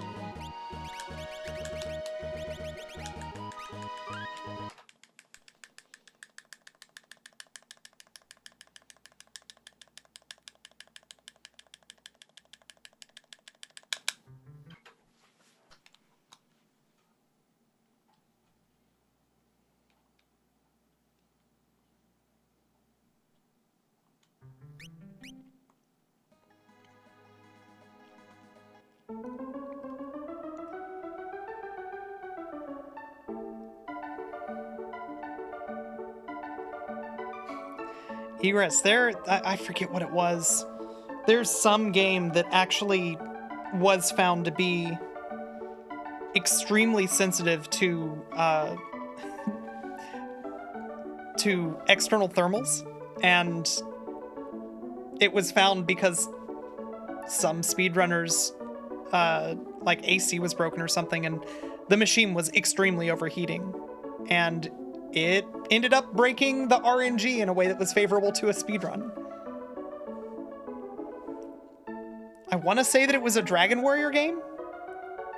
Monster Quest 3, that's right. Monster Quest 3 on the hot plate. That's right. Thank you.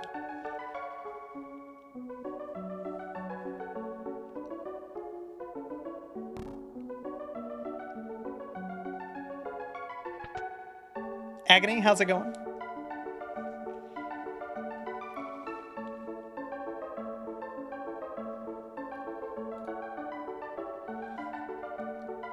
Yeah, MS Tang. I don't know that that's ever been verified to have happened, or if it was apocryphal. It wasn't streamed or anything, as far as I'm aware. It's a story that we've heard. Or Dragon Warrior 3. Yeah, I think that was it. Anyway, enjoy the opera. I'll be right back.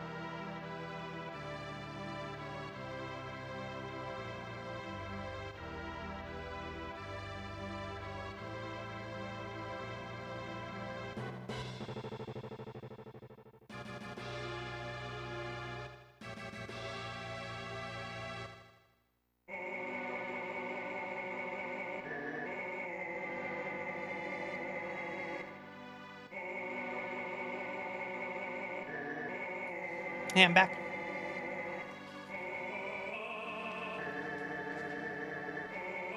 Going well? You were enjoying some good Shantae speedrunning? Hell yeah.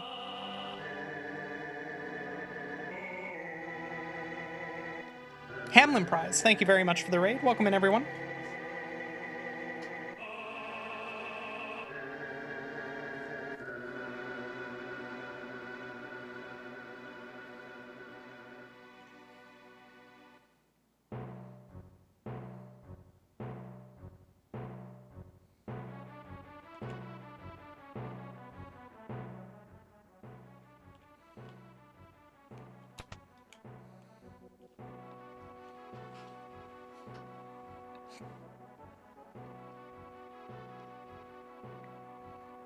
Yeah, the Vert OC remix of this, it turns it into Bohemian Rhapsody. It's good. It's extremely well done. I admit it's not my favorite, but not for lack of, like, superb execution.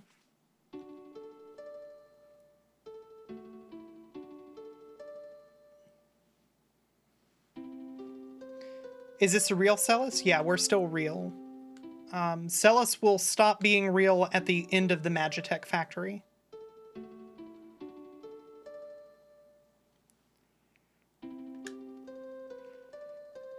Oh my god, Nene, I just realized what you're doing. Amazing.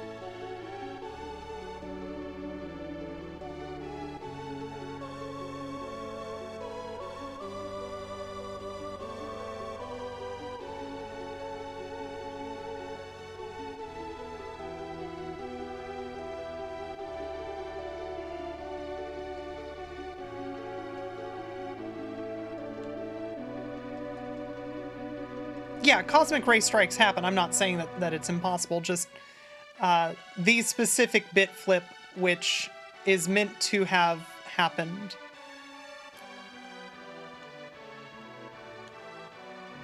is yeah,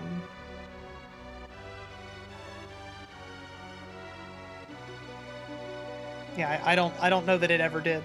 I don't know that it was recorded.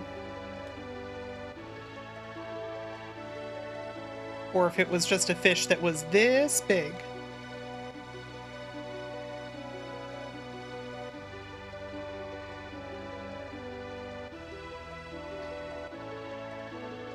The run you snuck out on? Yeah. Absolute Zero. I had just absolutely terrible ATB rolls on the IAF.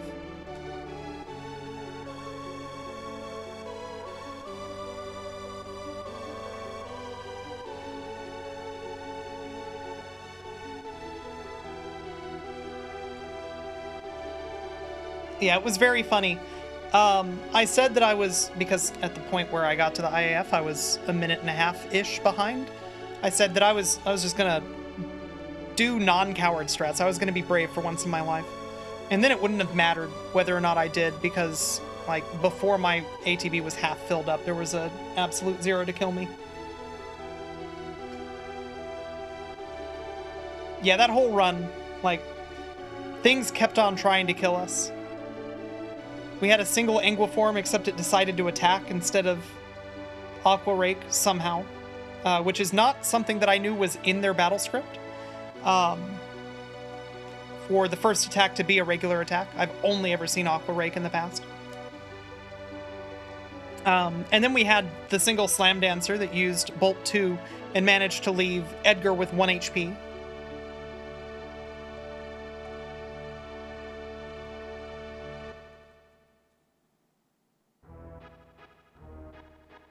Yeah, nobody can say that I didn't do literally everything in my power to try and save the run. Oh, there's a Twitch clip of the SM64 upwarp. Well, never mind. In that case, I'm perfectly happy to believe that it happened and that it's a weird cosmic ray bit flip.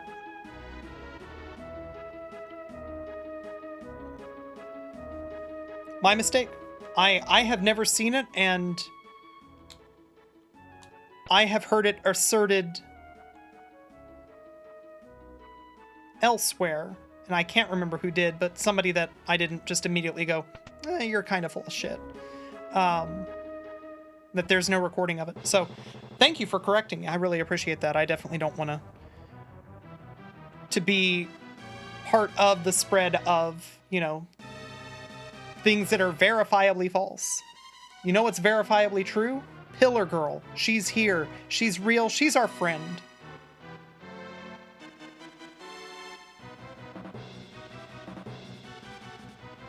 You heard it was a diagnosis of exclusion? Yeah, I mean, it would have to be.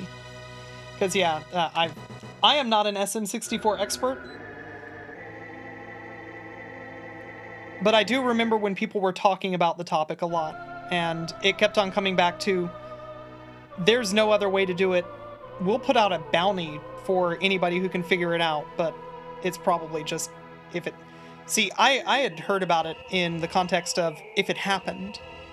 That it was probably a bit flip. And that there was also a bounty to prove that it wasn't.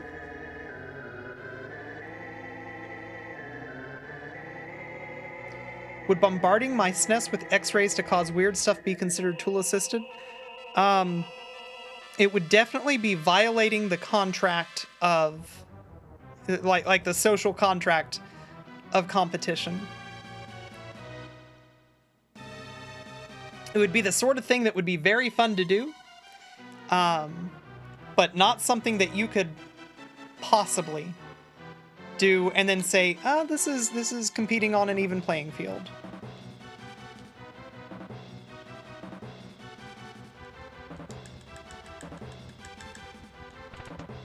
Probably bad for the plastic components too. I mean, maybe? SNES plastic is not the best plastic in the world, so what are you going to do? Make it go more yellow?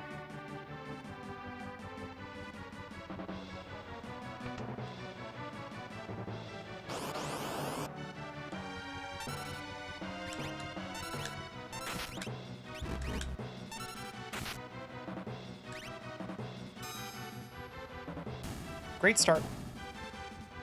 More like this, please.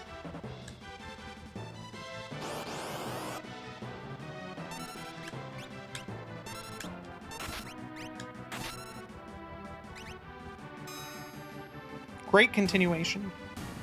More still like this, please.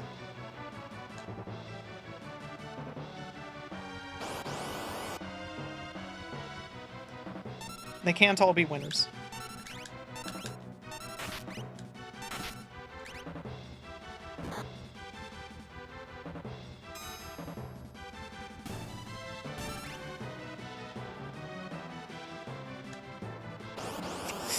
I'm gonna have to fight 5. That sucks.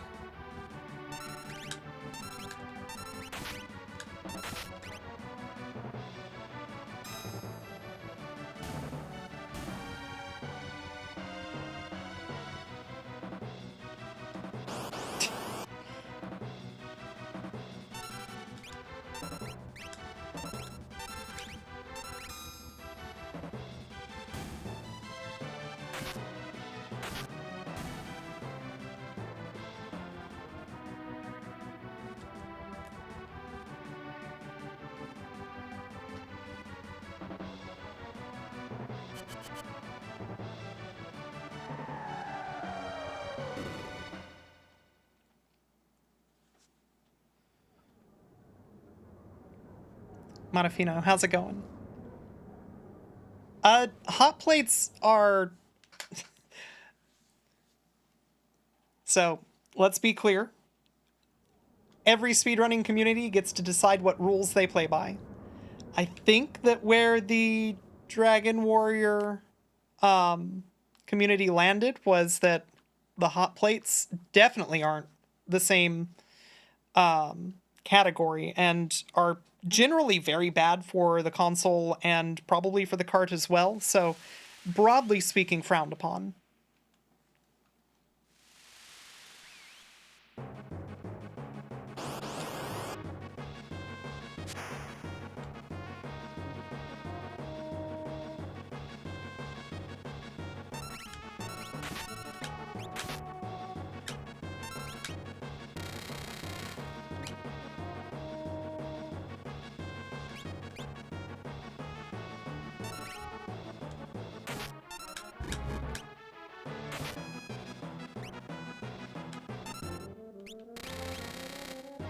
I should have put you on item. Why didn't I put you on item?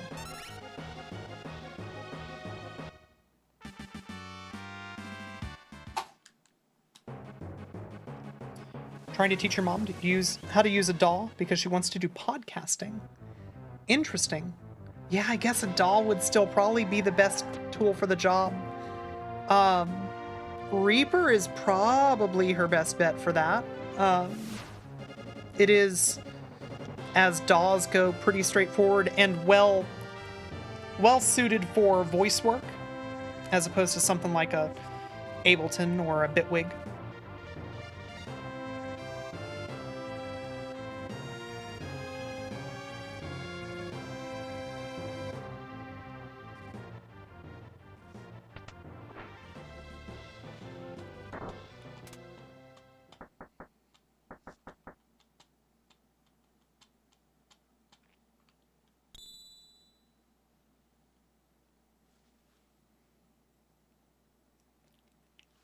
Which I assume is what you've recommended as well. But yeah.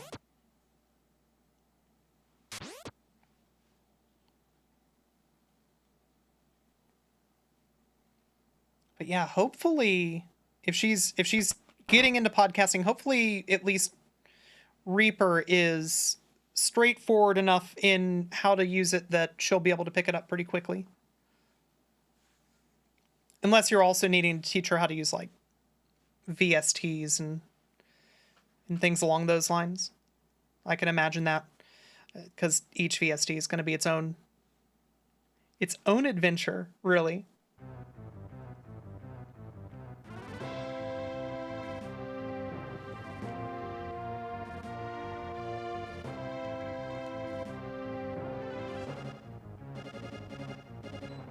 You use Reaper, you started with that, you're looking to move her towards traction waveform. I'm not familiar with that one. It has fewer options and might be simpler. Interesting. You had to explain compressors, EQ, and other things too. That's fair. One thing that might be helpful, like, hey, pointing people at a YouTube playlist and saying, hey, go watch that, is often a way that you tell people nicely to fuck off. But in the instance where you're actually trying to give them useful information that is well presented and well delivered, and you intend to continue helping afterwards, I think that well-produced YouTube content can be quite good. If you haven't pointed her at Mike Delgadio, which is, he's called Booth Junkie as well, did a fantastic series on getting started. It is specifically with Reaper, and it's for voiceover, but podcasting and voiceover has so much domain overlap that I suspect she'll get a lot out of it that might help head off any confusions that she's likely to run into.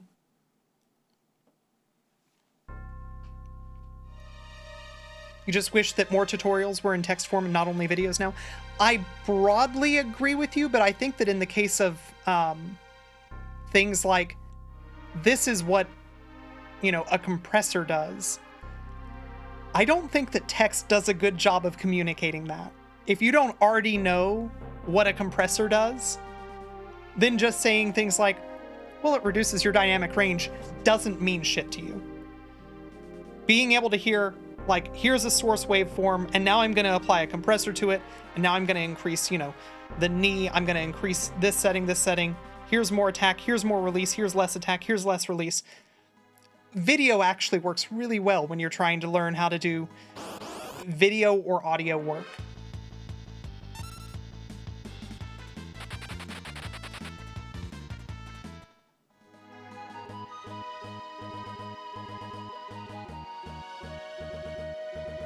Oh yeah, my packs are going to be really weird.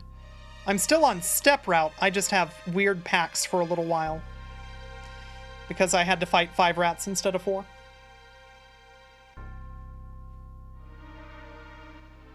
You're speaking more from the perspective of UI in general, but yeah. I agree with you in the broad sense. I think that there has been a push to move people towards video. caused mostly by lying to them about the efficacy of video as a advertising venue. It's a push that has been mostly fueled by lies. So yes, I agree with you. I do wish that we had a lot more text than we do nowadays. I wish that the overall push towards video would, go away for a long time, forever maybe. But yeah, I think that this is one specific domain where actually video is quite helpful.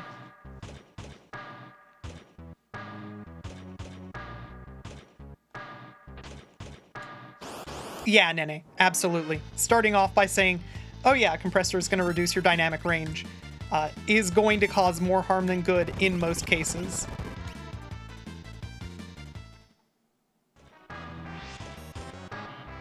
Because most people hear dynamic range and they go, oh, that's a good thing that I want.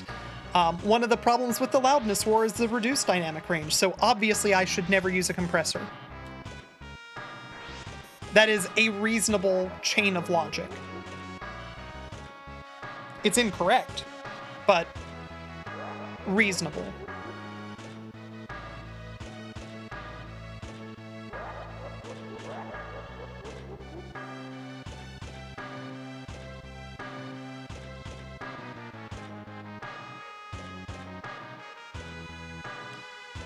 Yeah,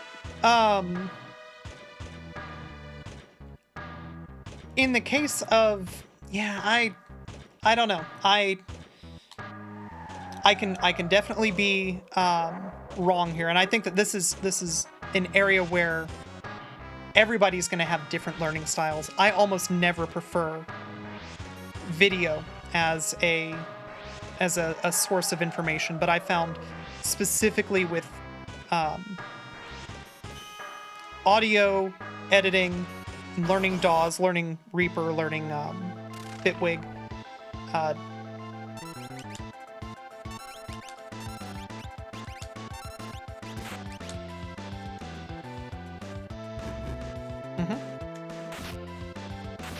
It's 2, 3, 4, 5. Run forever. Unfortunate. Please, please, please, please, please, please, please. Finally! Holy shit, I am so tired of getting frame rolled there. But yeah, the two most useful things to me learning DaVinci have been Nene in chat, who is ridiculously good at it and has done video editing in a professional context in the past, but also tutorials. Okay, so for here, you get sneak sprint, you get running sprint, you get running hero, I think, right? Hero running, and then you get double earrings.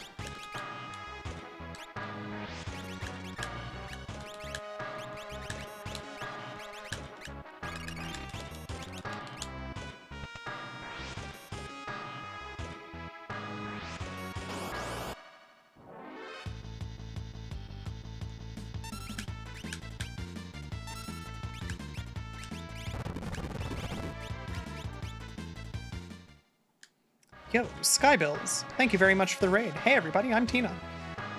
I play video games with a timer running, to give everybody watching the illusion that I'm going quickly.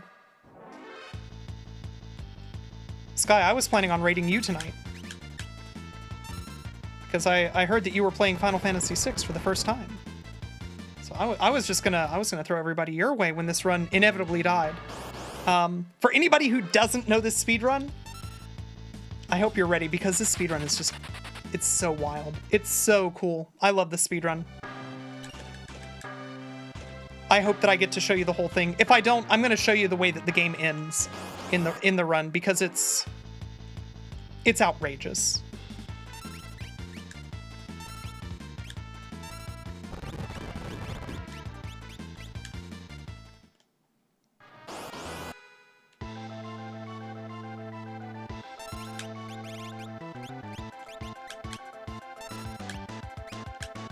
please.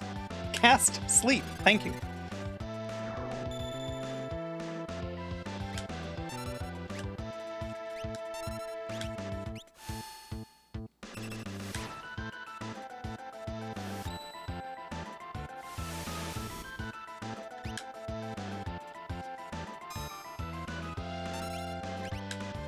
Off wants to do the Rusty 96? Alright. Well, I guess that's what we gotta do for the,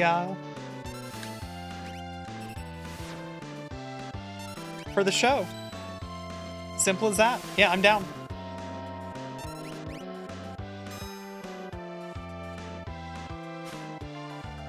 Nice.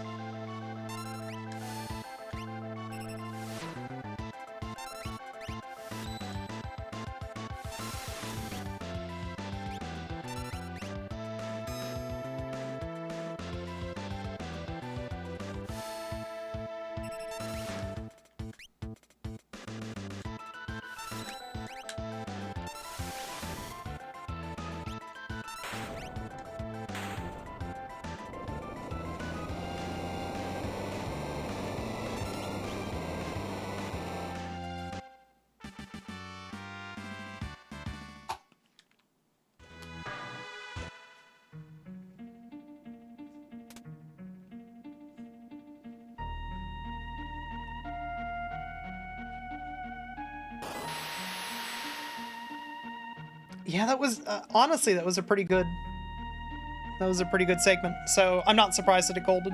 I'm surprised that it golded by 11 seconds.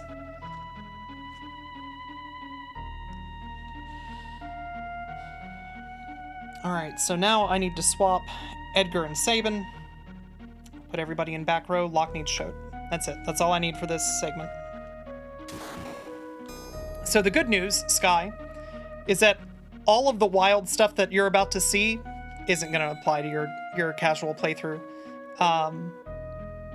Everybody who just showed up, you basically got here at the part where the wheels start coming off. And every time that you think that the run's not going to get more wild than it has, there's a new set of wheels that will come off. So like I said, hopefully I get to show you the whole run. If I don't, I'm gonna show you what the ending of the run looks like, because it's a real treat. It's so good.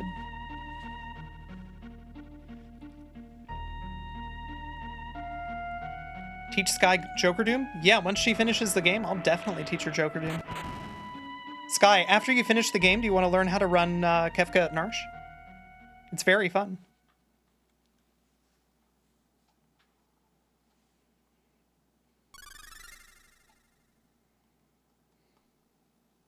It's not a trap. Minimat did it once and he's hooked. He loves it.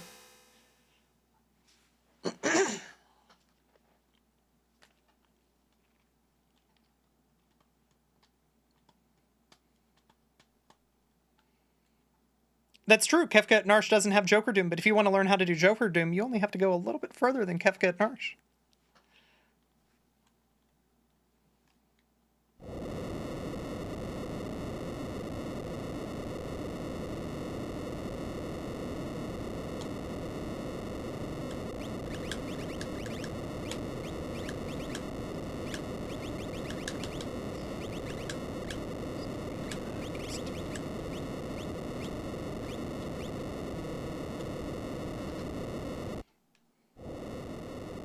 Yeah, just do one Kefka at Narsh. It's fine. It's safe.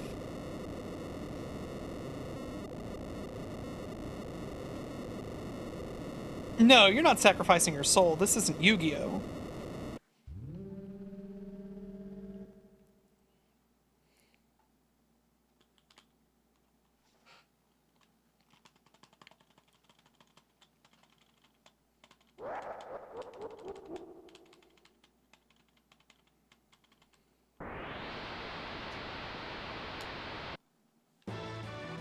No, wiping out Kefka at Narsh sends neither you nor him to the Shadow Realm, unfortunately.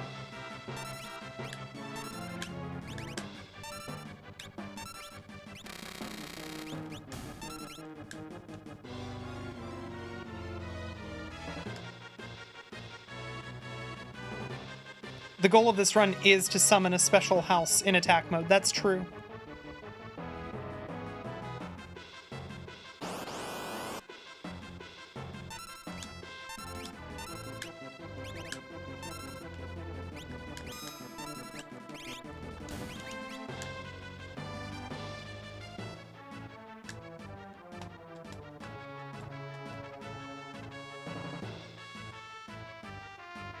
How mag is my rotor?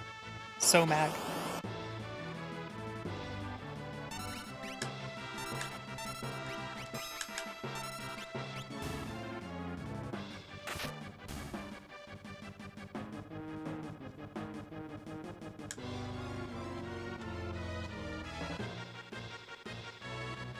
I wouldn't say that I'm 4 levels or so below where a casual run would be. 8, 9 levels, at least. I've run from everything, and bosses don't give you experience.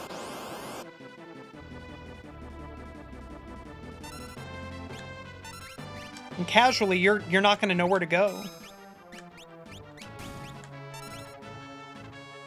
So you're going to get a lot more fights than I would. Depends on how much MP grinding I do. 0. Speedrun's only 4 hours.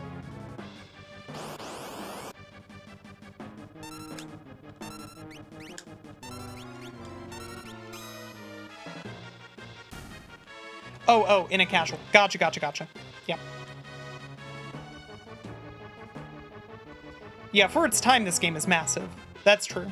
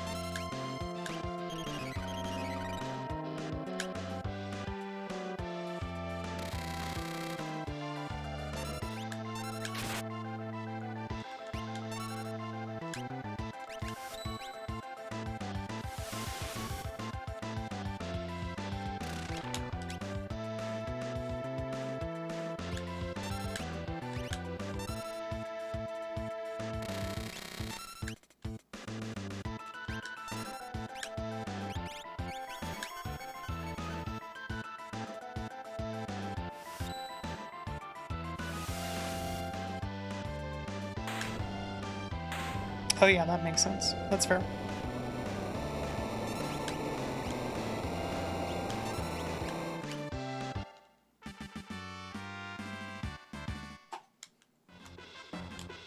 Cool.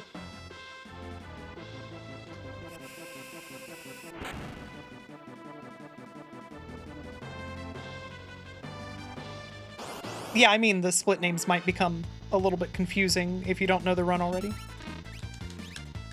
Nope. Terrible menuing.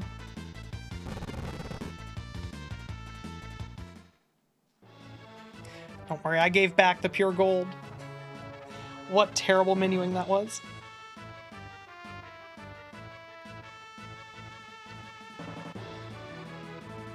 Hey, AV Answer, how's it going? Yeah.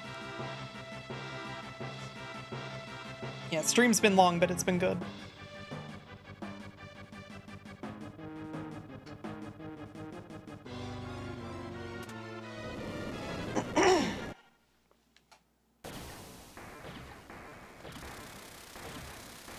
How does my first vacation feel? I don't know. The weekend's not even over, and I'm already stressed about the fact that I'm not going to be looking at work on Monday.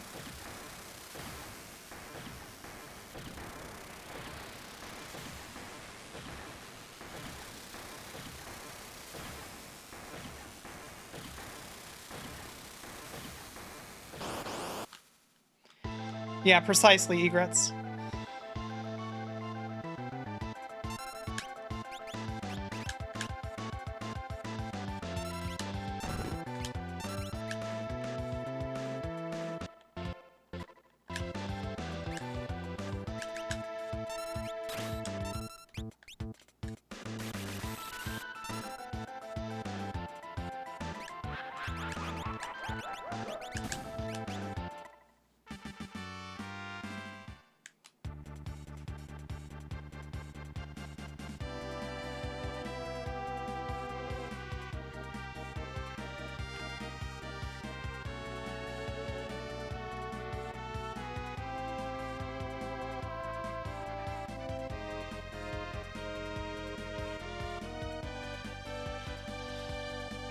So that's something that I should probably explain to anybody who doesn't know the speedrun, since a bunch of new folks have just rolled in.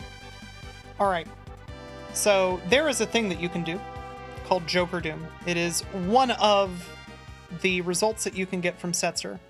Now, if you try to force this, you'll notice that the game normally doesn't let you do it. It will, even if you get the timing just perfectly, it'll force you to roll over the final 7 onto the next thing, which I think is a gym, if I recall.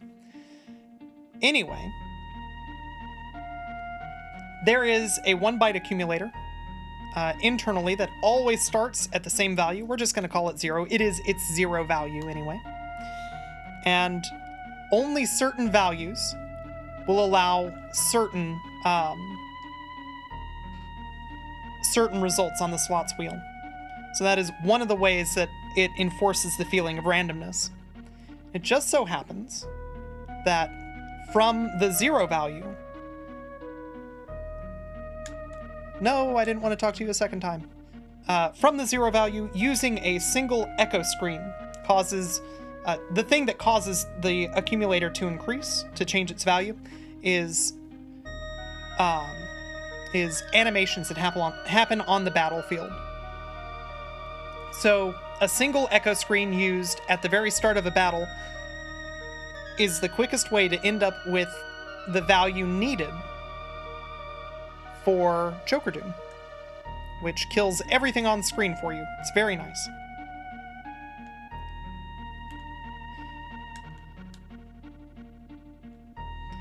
So what you do is you use a single echo screen, and then the game lets you pause buffer, which is probably part of why that pause buffering is part of why they have the accumulator to begin with, because that way you can't just always force the same result that you want. There's a few that you can always force under every circumstance, but certainly not Joker Doom.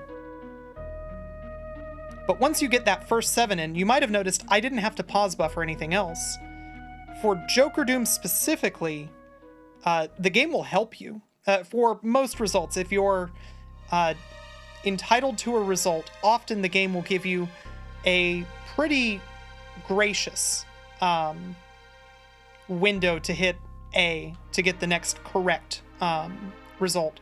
So the window is like, I think it's somewhere between 9 and 11 frames. Like it's a wide window.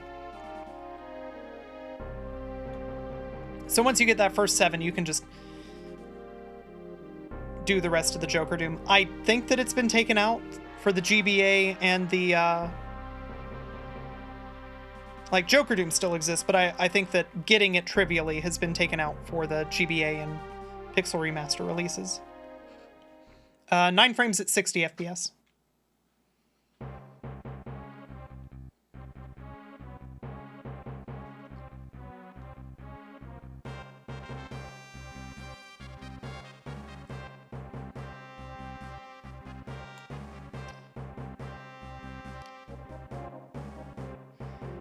Does the accumulator get locked in when you select slots and they start rolling? If you accidentally backed out and restarted the slots and more animations played, would you have a different value? So that's 2 questions, and the reason that's 2 questions is because there's 2 different ways to play this game. You can have ATB wait, which is what the speedrun uses, and that's where whenever you have an action like a menu up or the slots up, no ATB bars are advancing. The enemies aren't and yours aren't. So during that, you are effectively locked in because nothing else is going to be happening. But if you were playing on active, I don't actually know if that accumulator could change out from under you and mess up your Joker Doom. If you backed out and more animations played, you would have a different value, assuming that they were animations that changed the accumulator value to begin with.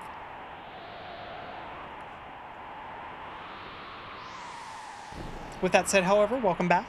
That's right, 2 more golds. Number 024, pretty good gold. Number 128, pretty clean execution overall. Actually didn't get the Shote double arm kill. Just ended up being pretty lucky.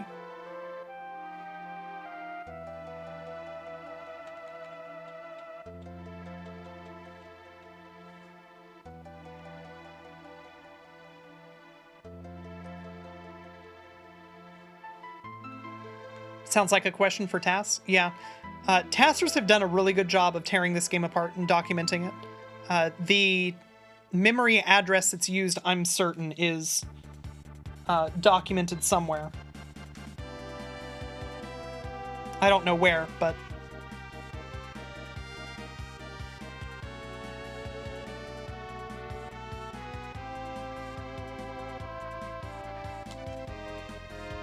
So for anybody who has played this game casually, you might remember that there's a bunch of stuff that's about to happen, and I'm just gonna warn you right now, most of it's not.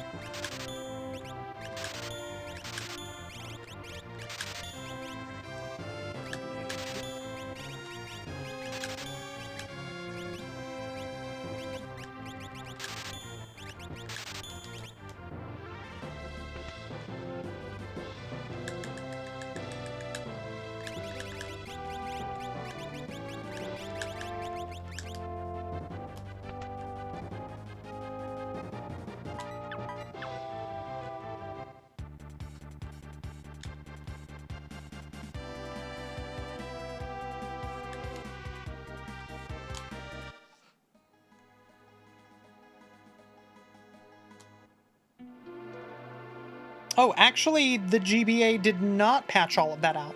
Okay, so you could still do that on the GBA. Cool.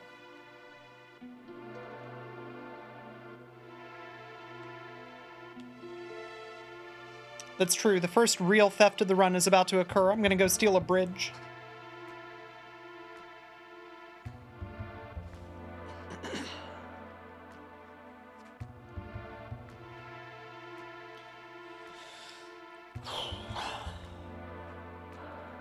This is the first major stressful point of the run.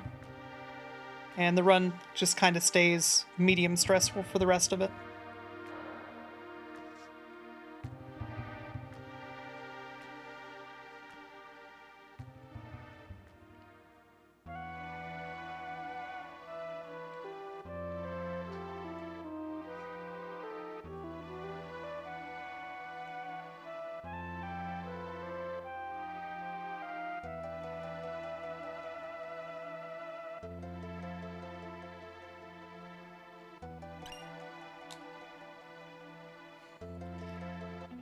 Yeah, Gal just being late to the party is always tragic. Alright, we've got enough.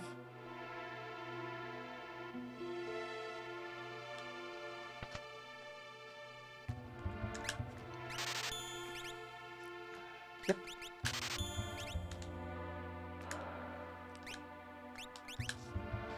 Like you.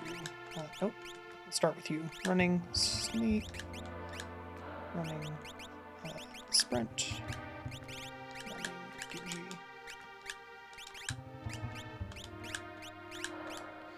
Go, skills, you. To Siren, you get Shote.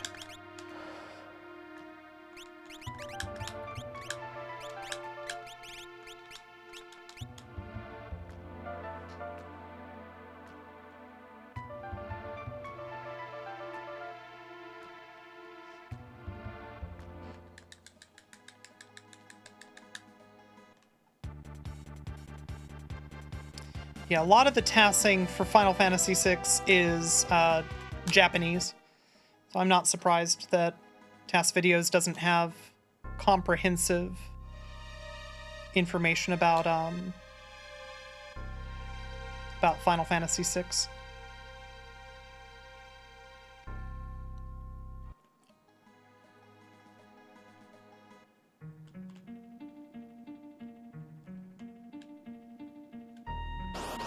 Preemptive? Nice.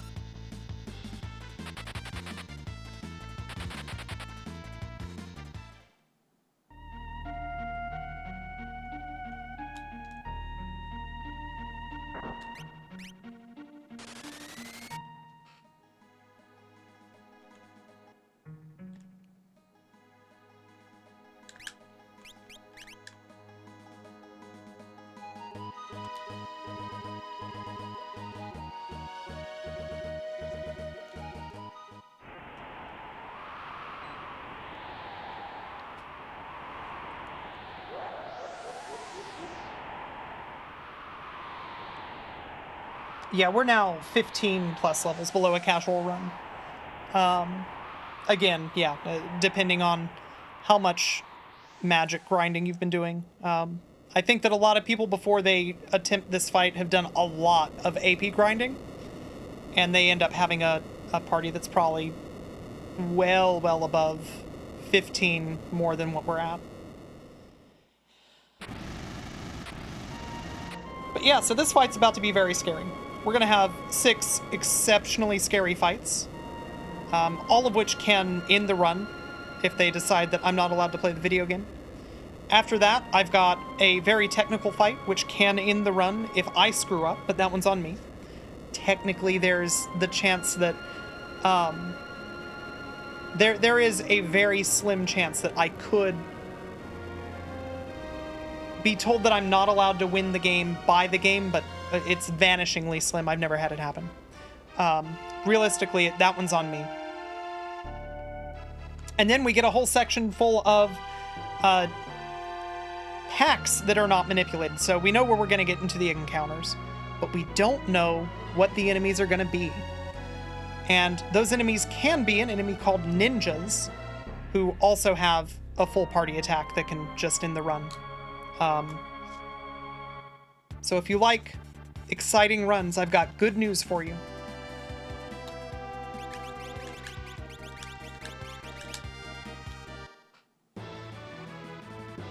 You've got the quickest write-up for the technical fight ready to go. Thank you. That means that I don't have to, like, try and explain RJD while I'm doing RJD. Who are the Moogles there? They are Realm and Strago.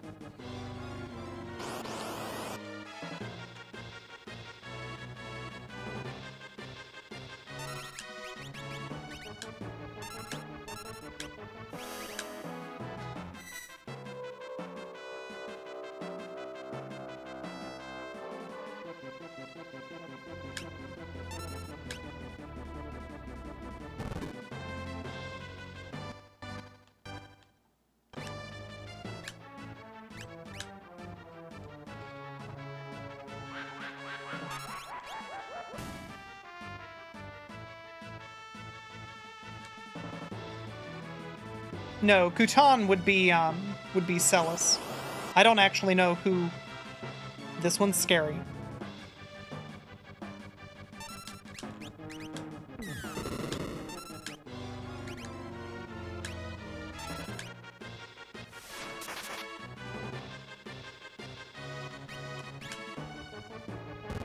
Thanks, buddy.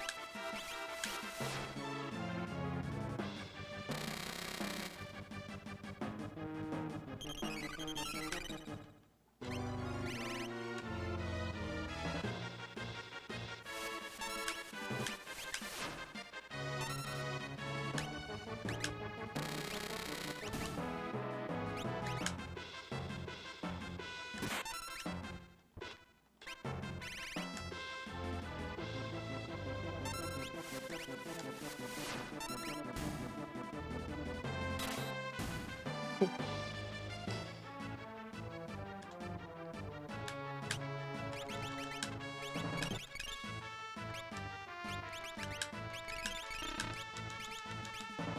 What are we doing there? We are good for one more cast. Cool.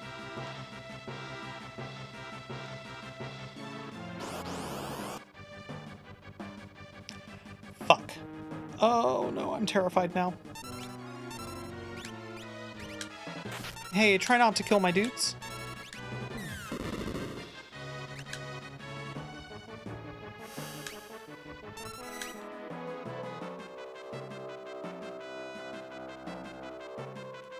I mean, yeah, the recovery's fine. I sure do wish that it was not required.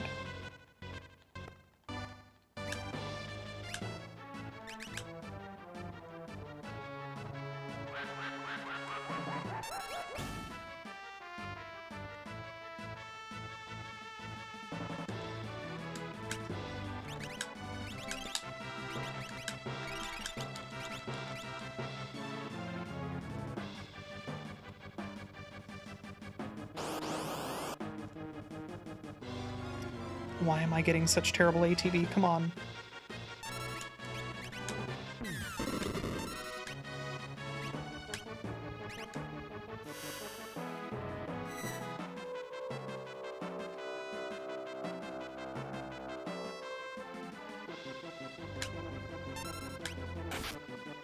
Rude.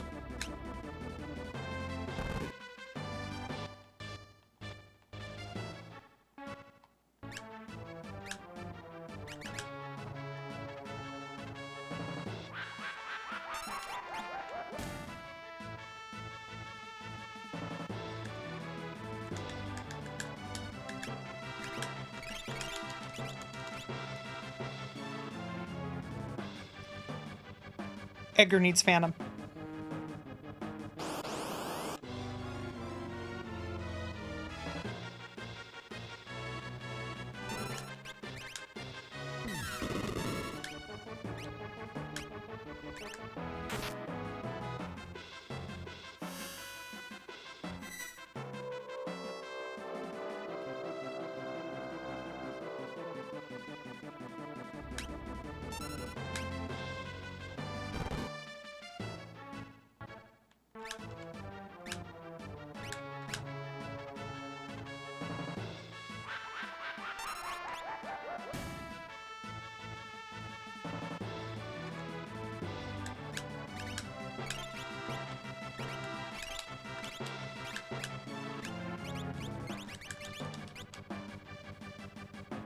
All right, one more. Probably a million years behind now.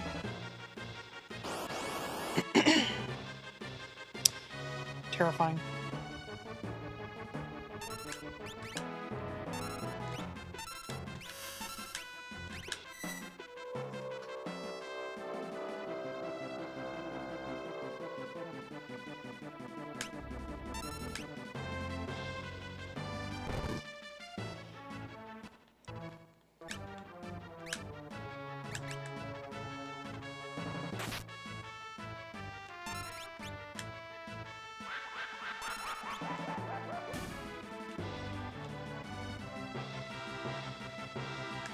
I should...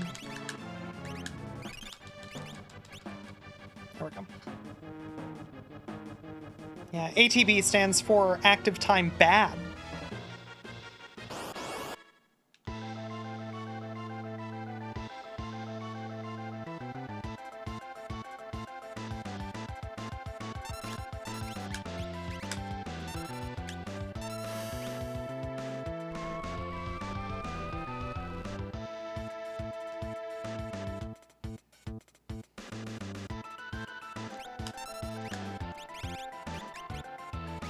Wait, please act. Thank you.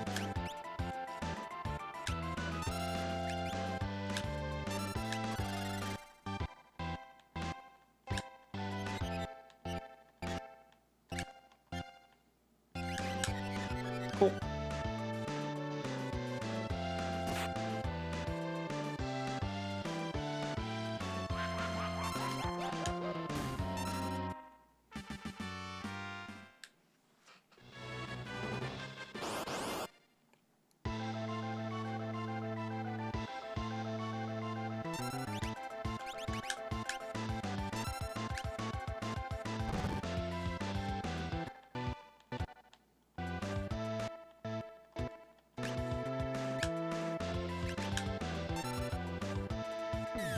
Rude.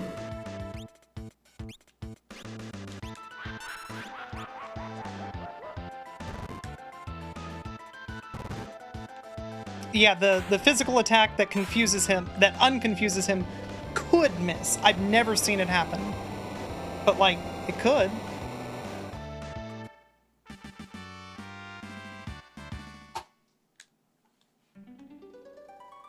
Cool.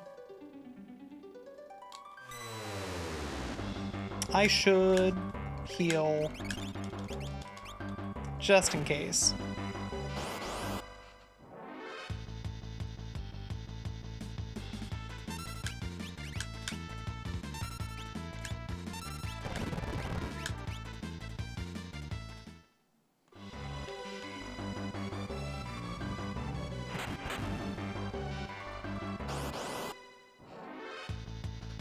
Yeah, that was Shadow back there. He's taking a nap. He's fine.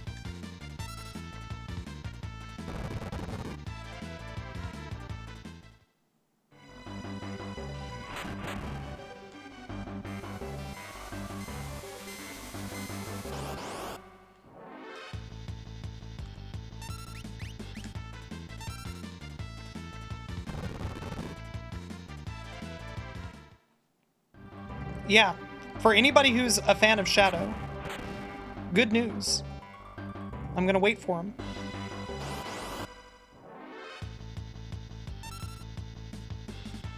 Happy to have lost your 1,000 fake internet time money? I'm sorry for your lots. Amethyst, thank you very much for the good luck. Host IAF.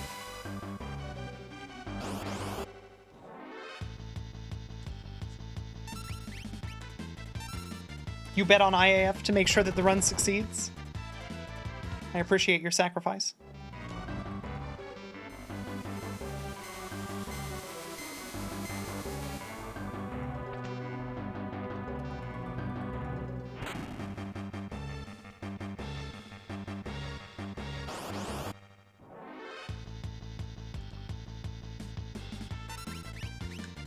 What? Perfect. That was what you needed to do there, buddy.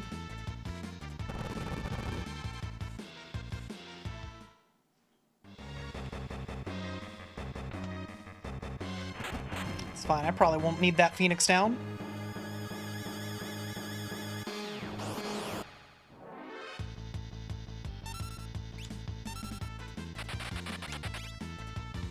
There we go. Let's not make that mistake again.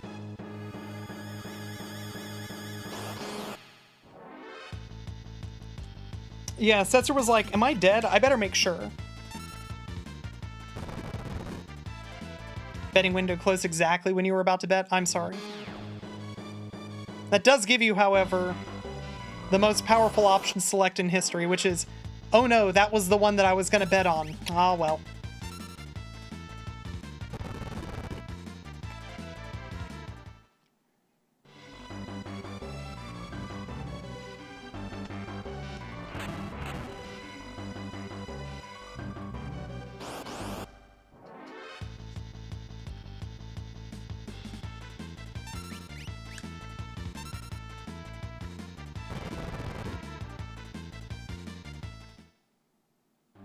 Setzer can't wear bone mail. That's a Galoof special.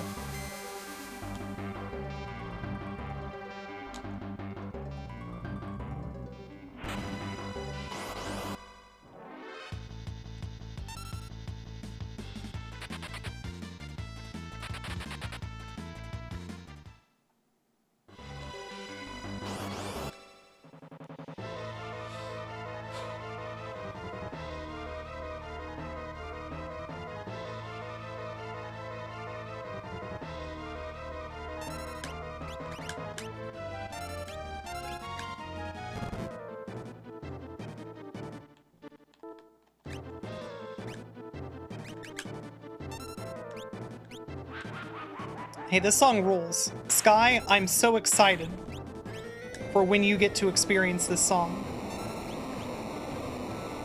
Because this is easily a top 5 song in this game. Like, you don't get to hear it now because it's a speedrun, But don't worry, you'll be listening to a lot of that song during the actual casual playthrough. Yeah, no ninjas.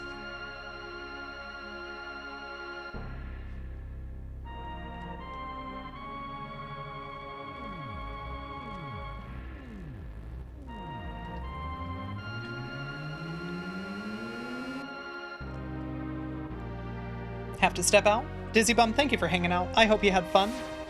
And whatever you're stepping out to do, I hope that it goes well for you.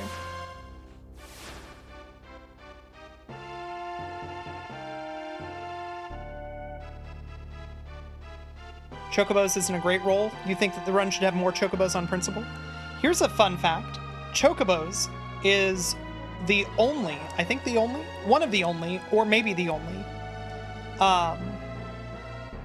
slots outcomes that you're allowed to pause buffer in glitchless runs.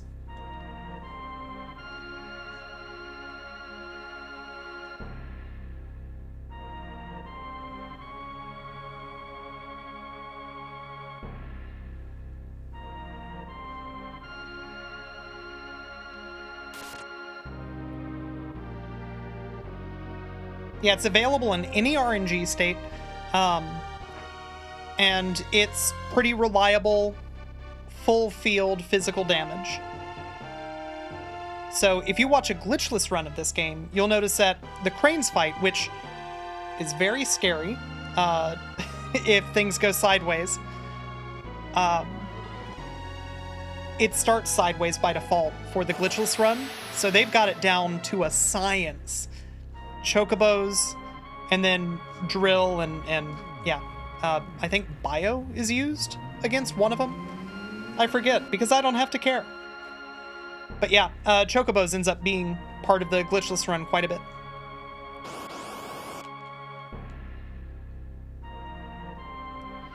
Hey, so for your birthday, can I win and maybe PB?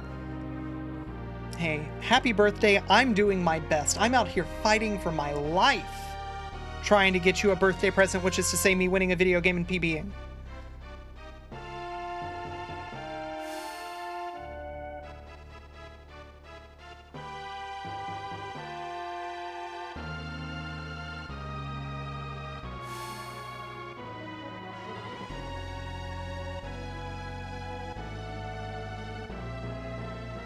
Yeah, birds, pretty good.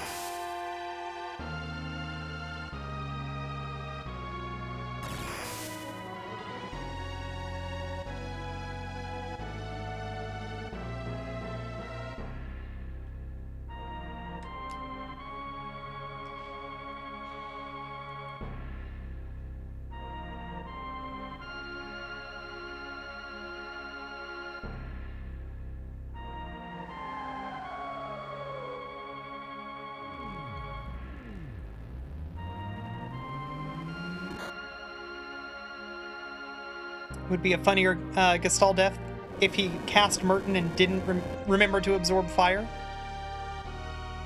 That's true. Also, as a reminder, Kefka does absorb fire damage. Merton would have done nothing even if he wasn't in that field. Like, that was established during the Leo cutscene, which is not shown in this speedrun.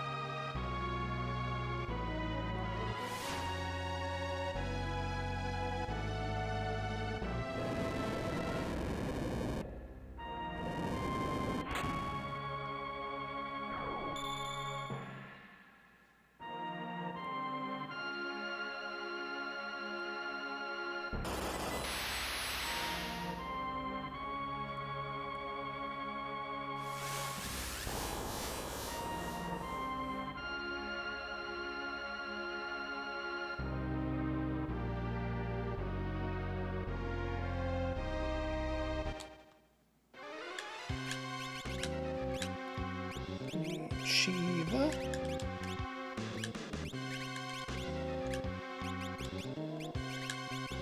you need stray? I think that I need to remove that. I need to stop remembering to do that. That was the old route.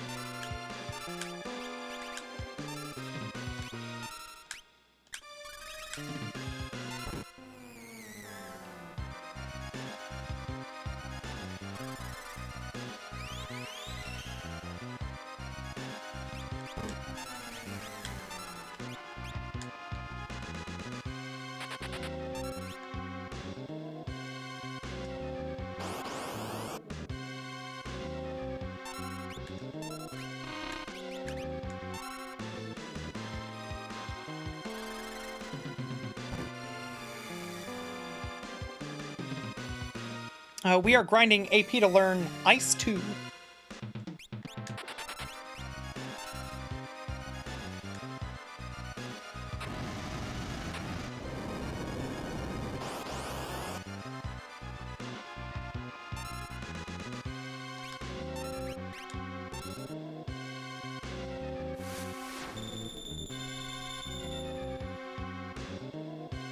That's right. Serlin's Ice 2, the sequel to Ice.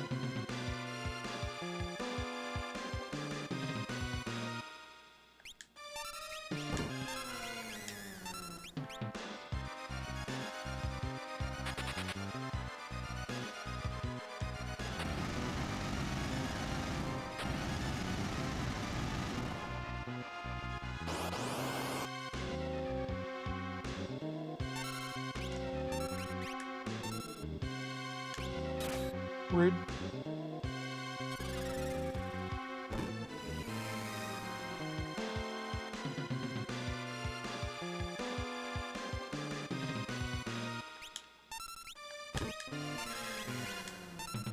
So one thing I haven't explained since people showed up that is worth pointing out. The reason that you're seeing me defend right at the end of these fights is because if you have nothing open... One moment.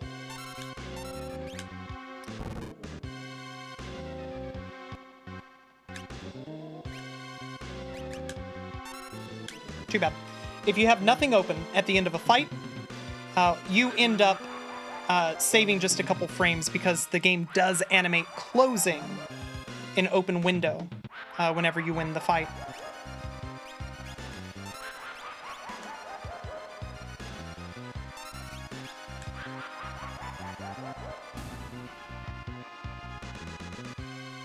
There's Ice 2.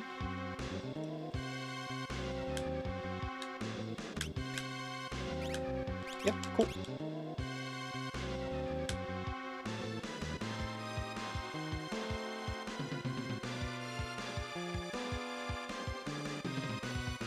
So chat, how you doing?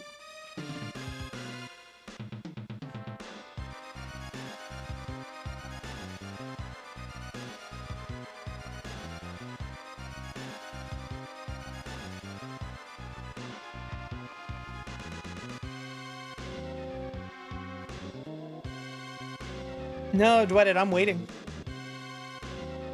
We're good.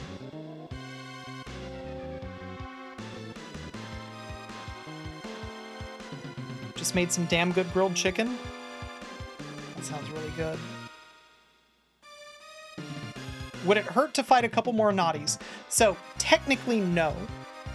Well, actually, technically, yes. The transition into and out of the battle does not have the timer progress. So each one is going to cost probably about a second. It would not mess with the RNG. before any RNG, anything happens, there's actually a reset in the run. But yeah, any lag frames are going to cost us, and then the very small amount of time that the timer isn't progressing. Me double-checking myself to make sure that I did read it correctly and I learned Ice 2, that also cost us probably about a second between opening and closing the menus, even though the timer was running while I was in the menu. Hope Song does not affect slots. I don't know the comprehensive list of animations which do affect slots. I'm sure somebody does, but I don't. Dappergent, thank you very much for the good luck. The run is going right now.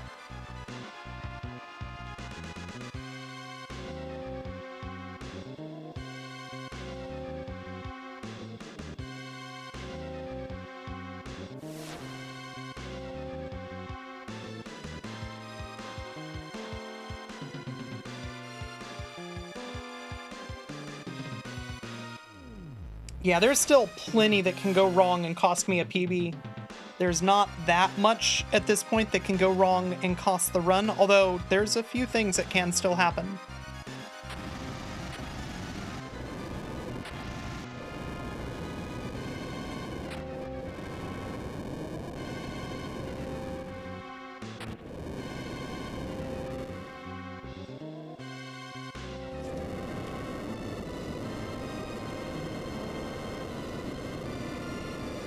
Yeah, spoilers, the world ends. Anyway, enjoy the end of the world. I'll be right back.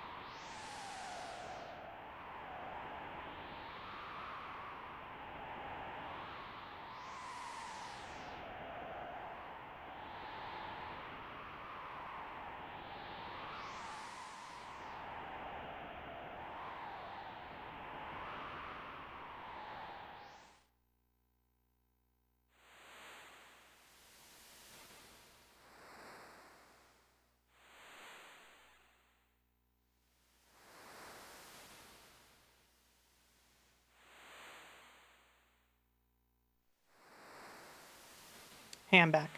No, there's not going to be any pro bass fishing. Amateur bass fishing is correct. I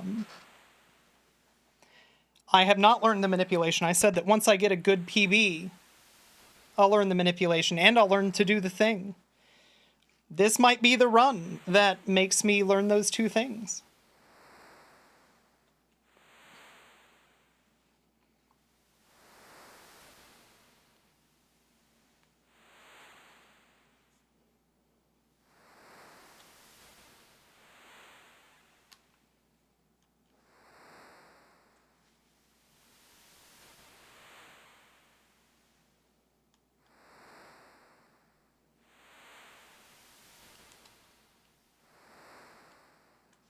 No, make no mistake. I want to have an excuse to learn cool strats.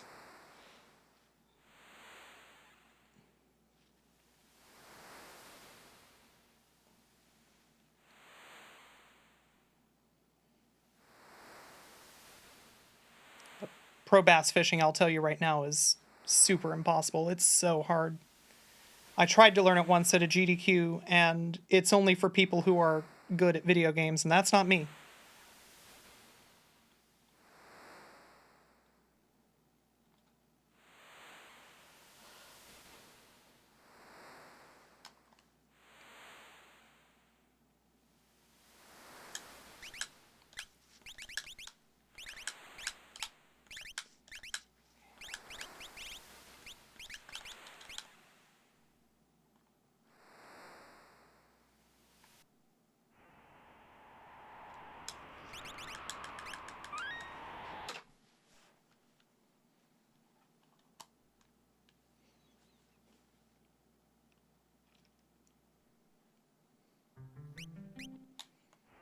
I appreciate that. No penalty backseat asserting that I'm good at video games. I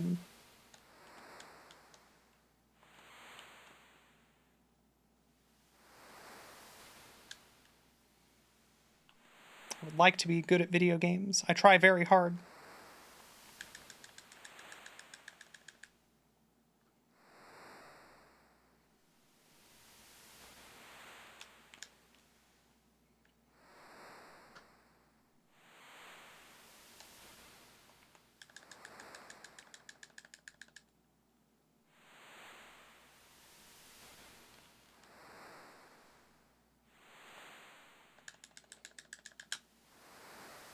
Yeah, so I'm not going to explain how the fishing minigame works here, specifically because I've got a good friend who's playing this game casually who might still be in chat.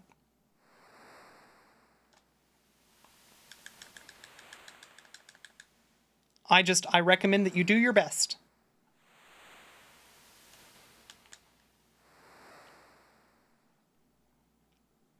No, she doesn't even cook it. She just crams the fish down the old man's throat.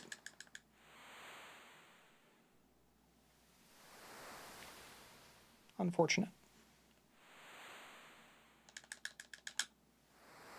Ah.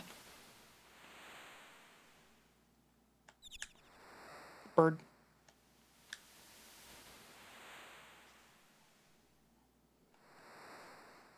Yeah, Celis has heard of sashimi before. She's got... I wouldn't say she's got the right idea. She's got an idea. Yeah, this is fake Celis. The moment that we can pick our party, this Celis disappears forever.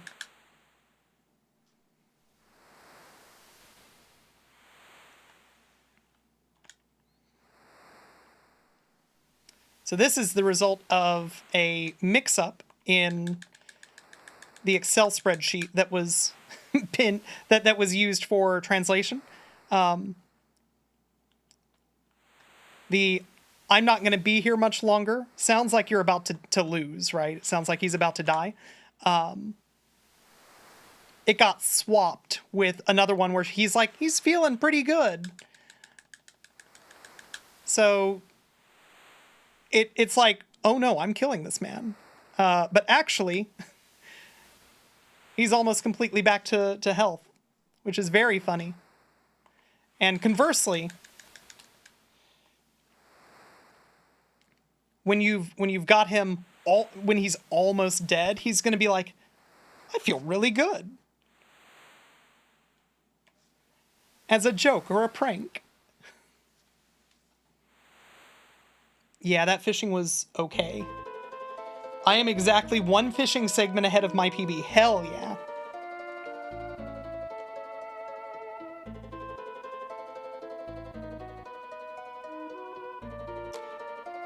So the bird there does impact RNG, which obviously the bird is ticking, is polling the NPC movement PRNG as well. So yes, the bird is not your friend.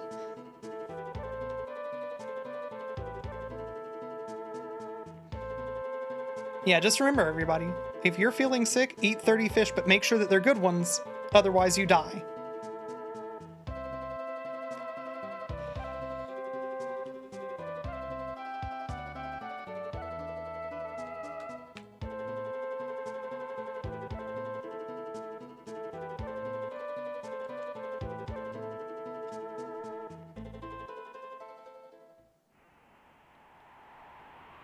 I mean, there's so many cultures that eat fish eyes. I can't say that eating the eyes of the fish is necessarily super weird. Like, I've never been able to get myself to try fish eyes, but enough people like them that I'm sure they're fine.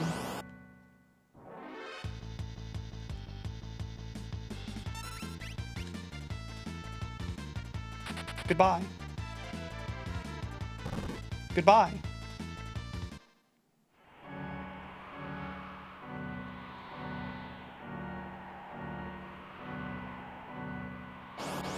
If you like threatening kids with having to eat 30 fish might cause some miraculous cures.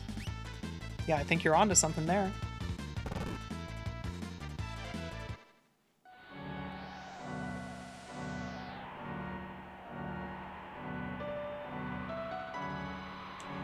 All right, everybody, get ready for the longest rendition of the Chocobo song. You get to hear the word Chocobo so many times right now.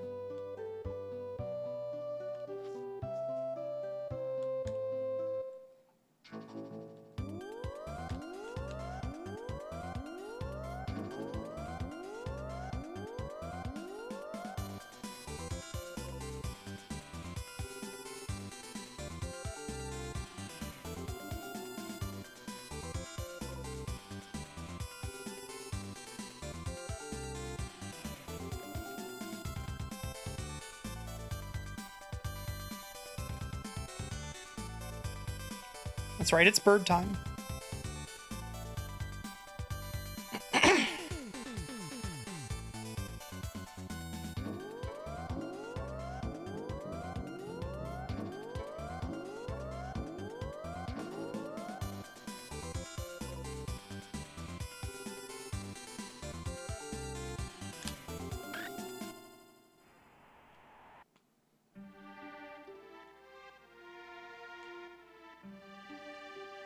Oh my god. Okay. 94. I need to sell some stuff. Let's go. Please. Genji glove goes away. Something leather. Something leather, please. Where's my leather shit? Thank you.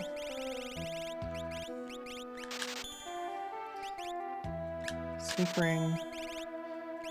That's fine. I only need an enhancer. We're good. Buddy. Buddy! This guy, too. Everybody in this town is trying to ruin me.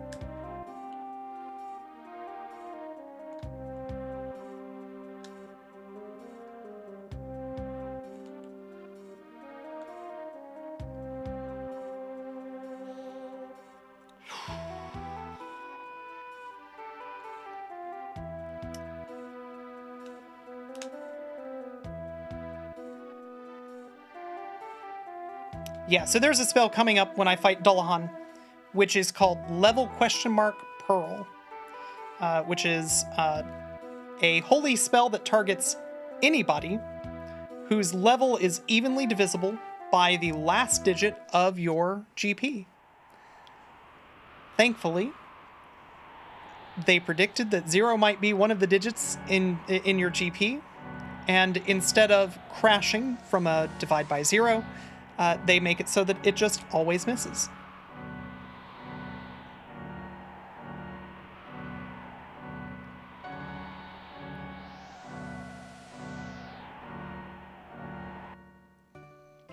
Yes, if it's 1, it just always hits.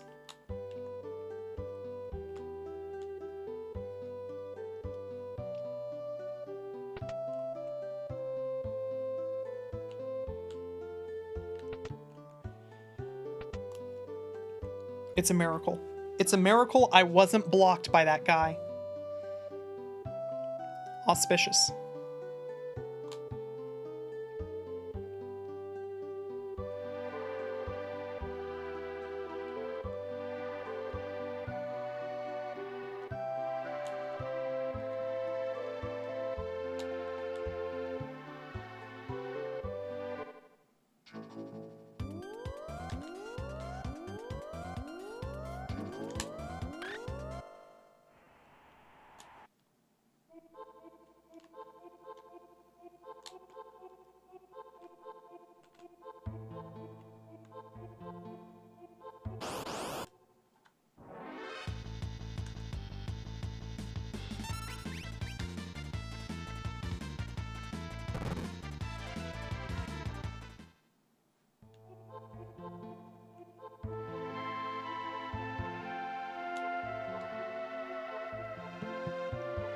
Reflect does not reflect level question mark Pearl. You just get owned.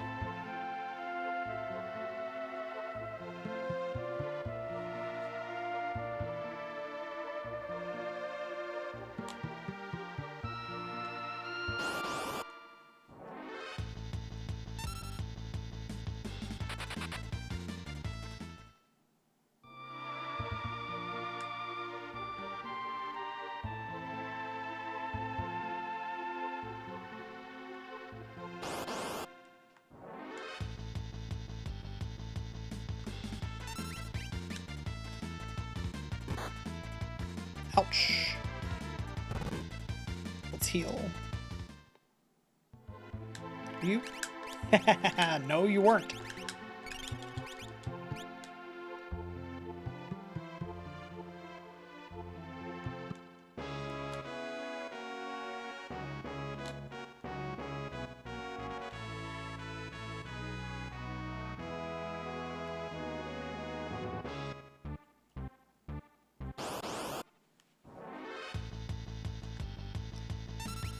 Does Paladin shield absorb Holy? That's a good question. I don't know. Nulls it. Okay. Two more fights, if I recall. Nice. I'm gonna heal before the boss.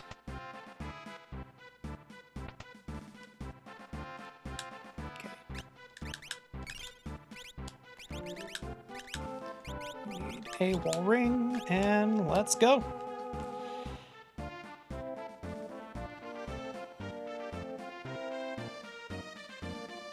Yep, this is a stressful part of the run. Things can go very, very wrong here.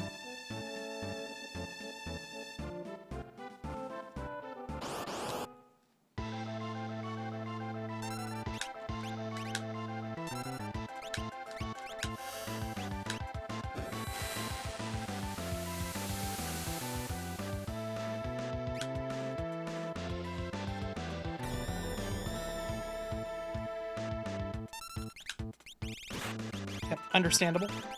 Where did the rock go?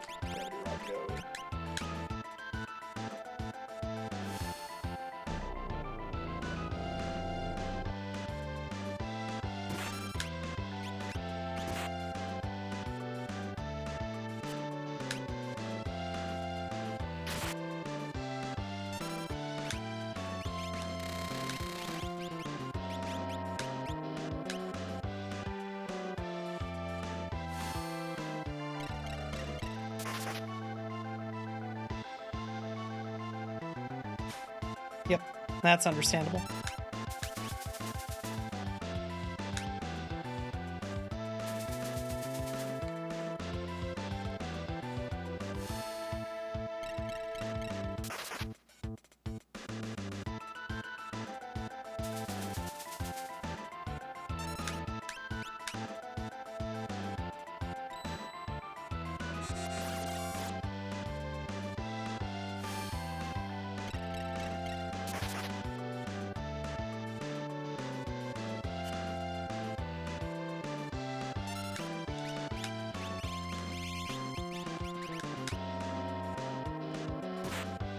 Good timing.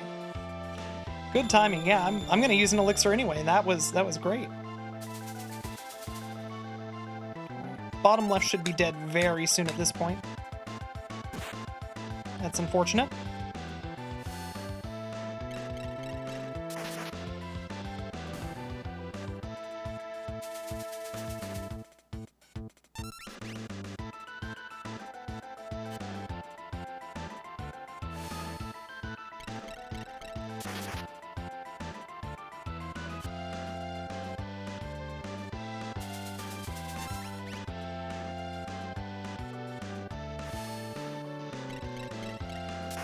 So this is Bioblaster working as intended.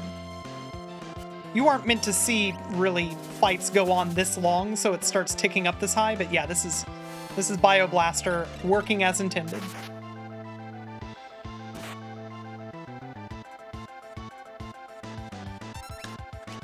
Thought so. Good timing.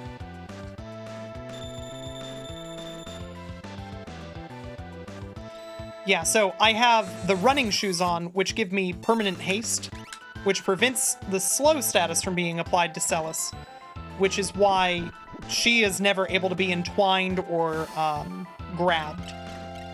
Because the way that their logic works, what happens is first, something causing slow status is applied to a character, and then they are able to be grabbed. But since slow never happens, this was a really clean fight.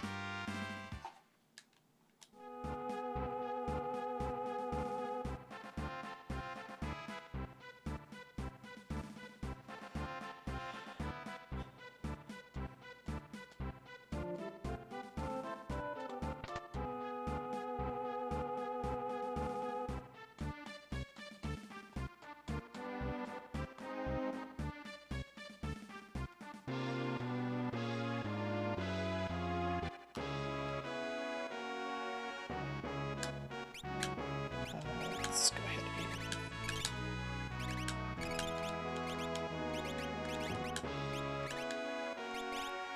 give you sprint shoes. Thank you.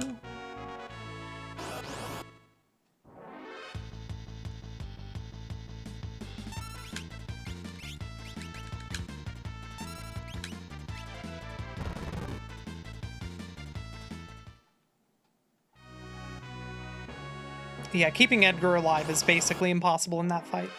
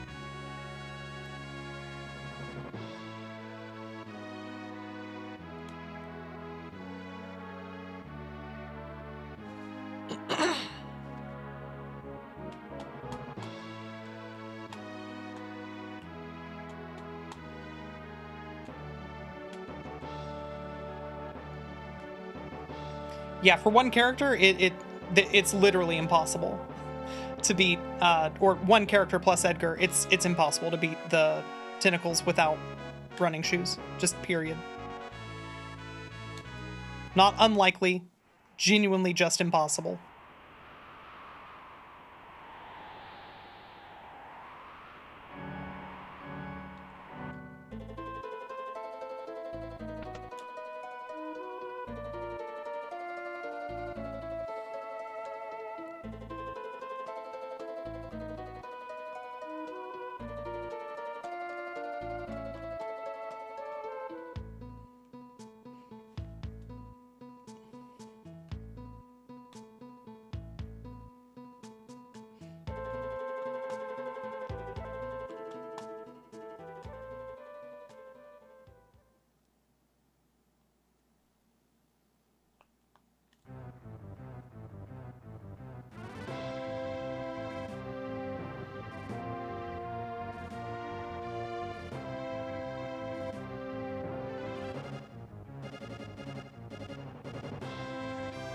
Everyone is doing something relatively dramatic or important when you find them? I don't think that's true.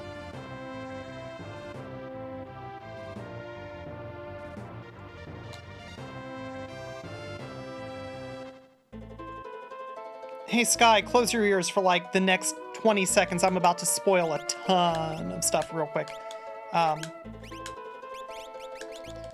Okay, cool. Strago has just joined a cult for fun. Yeah, Gao's just being Gao. I mean, that one I feel like, you know, whatever. But like, yeah.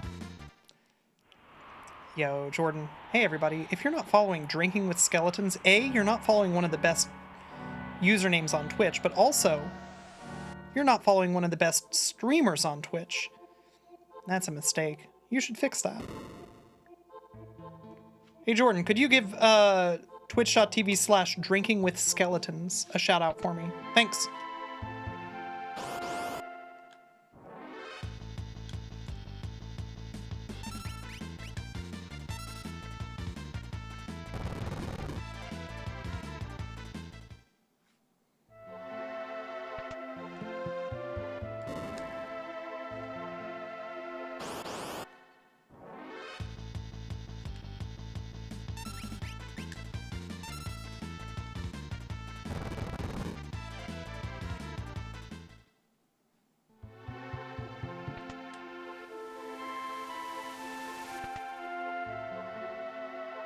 That's 2 extra steps. Don't need that. Don't like 2 extra steps.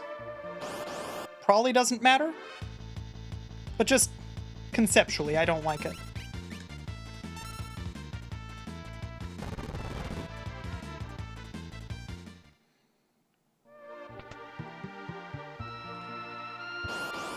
Okay, so you're saying that qualifies as him being dramatic.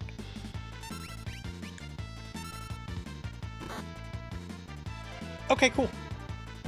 Good talk. Thanks, bye. Yeah, Mad Oscar. That's... Look. There's no way that a cigarette company was gonna be okay with naming a monster after a cigarette company when the chief thing that they're known for is their attack, bad breath. At least that's my understanding of why NOA said, no, not that one. You're gonna choose a different name.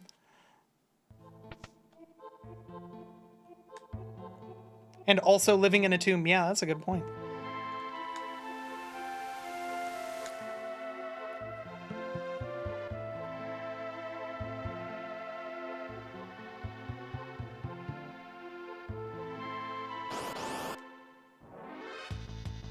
Should have called them the Lucky Strike. Oh, that's very funny. Also, hey, Power Demon has one of the coolest sprites in the game. Just want to point that out. Okay, thank you.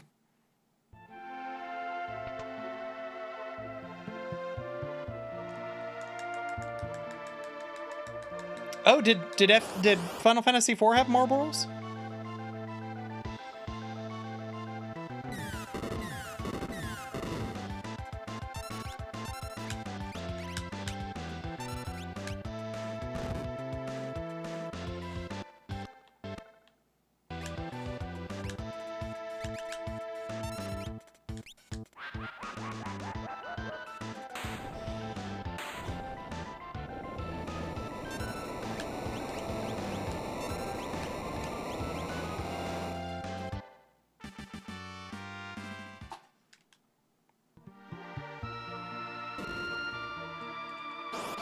That's fair.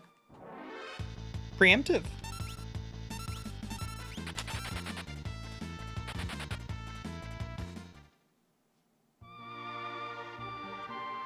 No, Joker Doom doesn't care if you're undead. You're about to be dead again.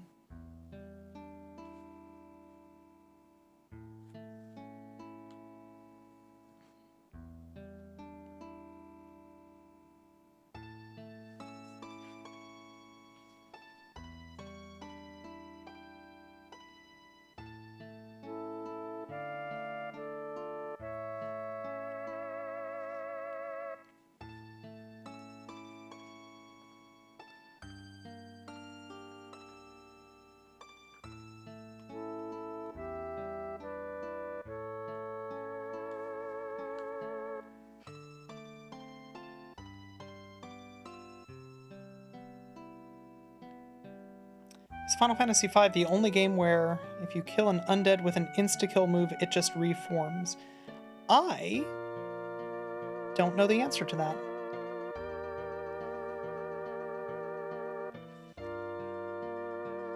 Six does that? There you go.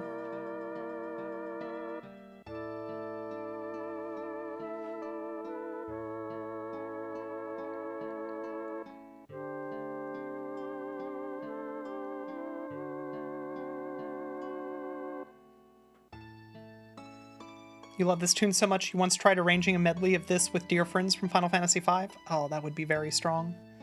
That's a fantastic combination.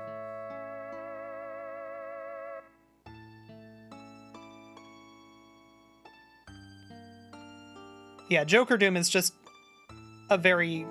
it's unique in that it bypasses most of the interactions with instant kill spells. Yo, Hanser Dave, how's it going? Thank you very much for the good luck. We're doing okay, which means that it's going to be a hilarious tragedy, a tragic comedy, if you will, if this run fails.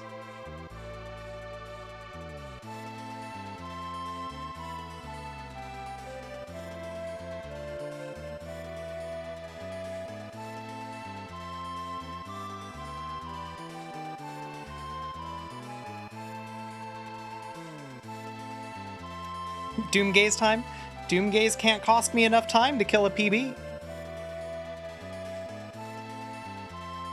I'm out of major time saves, though. Like, at this point, I just have to play clean to stay on pace.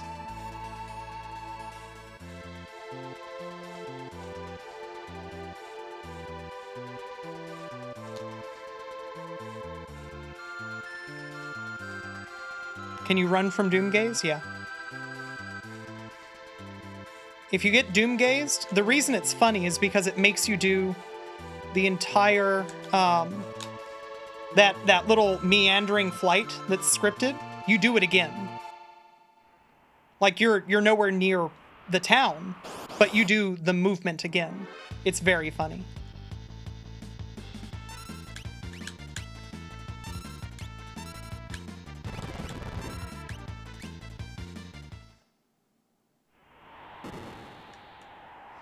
Yes, you can Joker Doom Doomgaze also.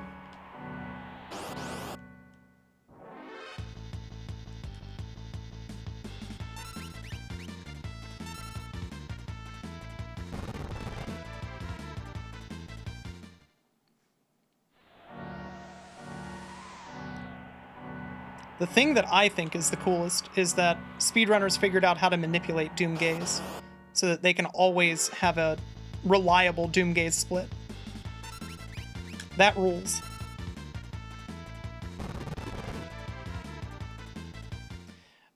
So things that can kill the run right now. Really bad ATB and full party attacks can happen still.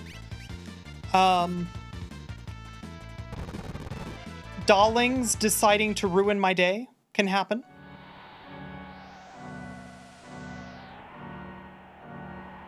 Gao just deciding that he doesn't want to show up to work today can happen. I can screw up, as was pointed out, I can screw up the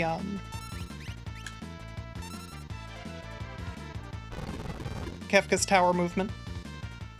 Hopefully that doesn't happen. You just discovered a bug with the Final Fantasy V Pixel Remaster. Okay, well, are you going to share with the class? That's very exciting. I want to hear about it. Yeah, Gao can just decide not today. Sorry, try again tomorrow.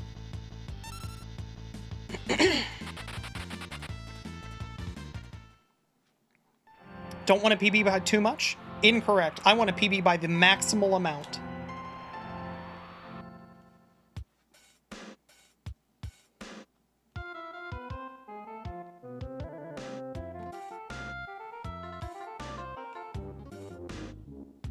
It's true. I do. I hunger for the PB.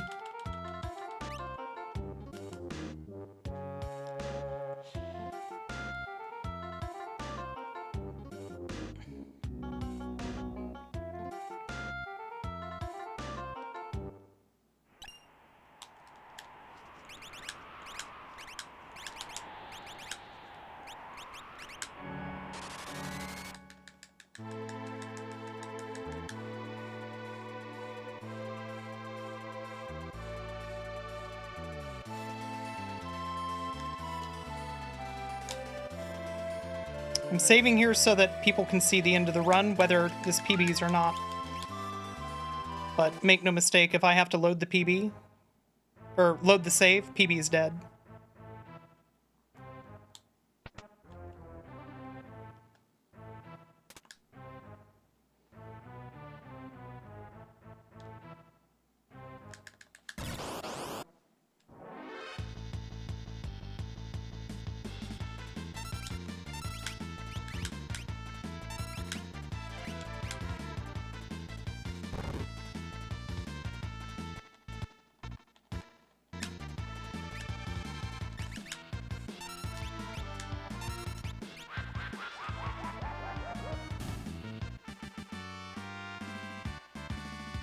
All right, things are going to get really weird, and I'm going to focus a little bit.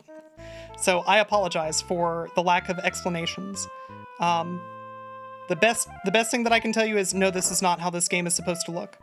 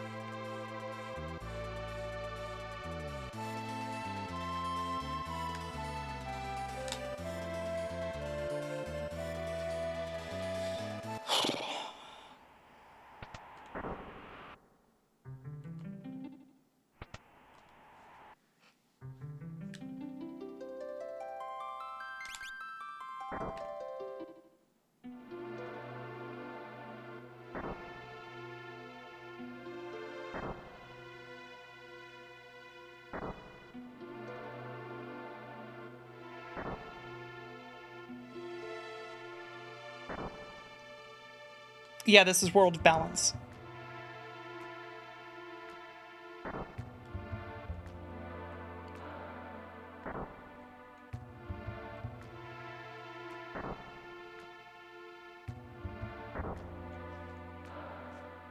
Yeah, don't worry about it. It's fine.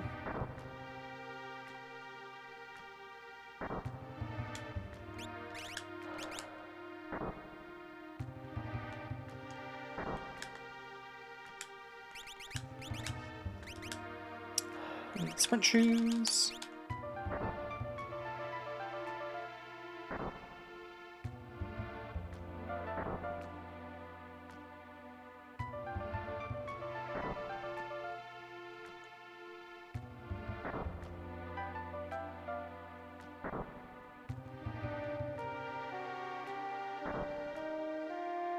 Yeah, so we need Celis to be real in order to finish the run. She became fake when we finished the Magitech factory.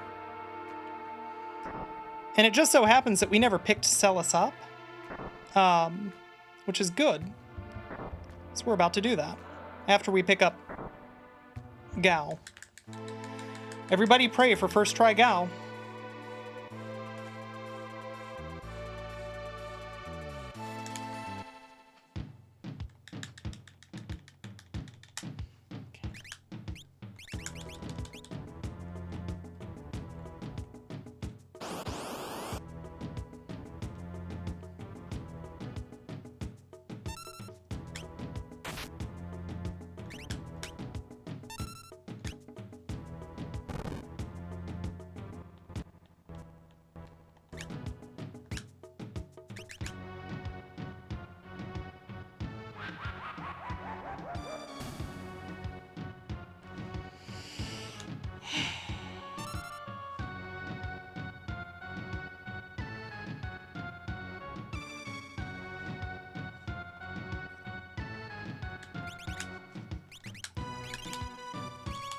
I don't know if that matters. But just in case.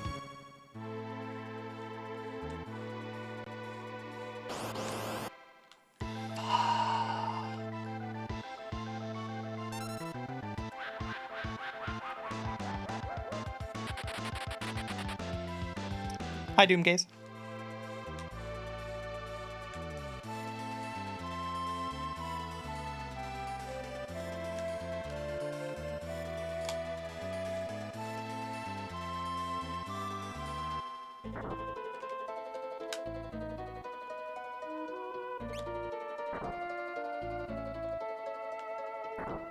Let's try that again.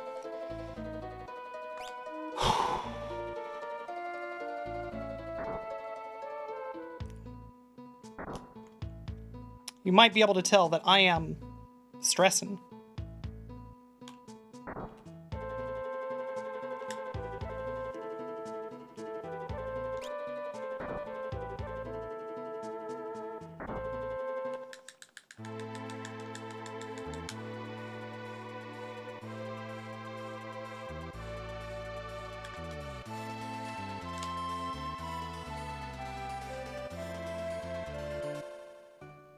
Alright, so this is not going to gold.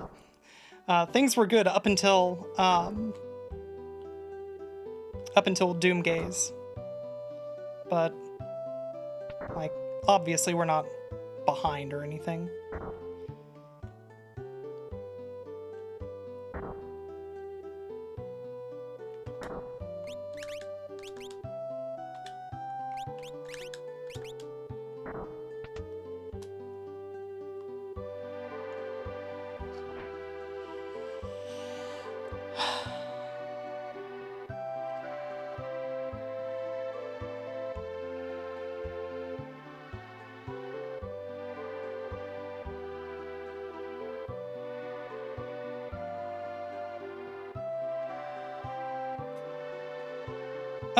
Yeah, Doomgaze is about the same as if I got second try Gao.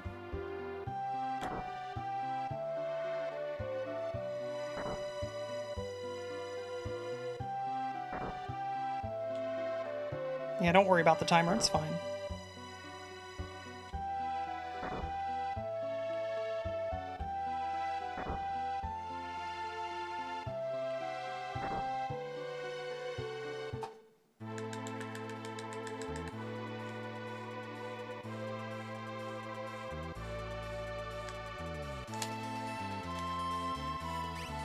Oop.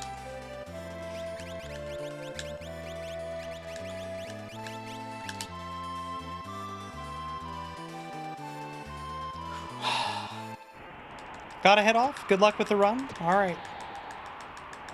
Run is almost over.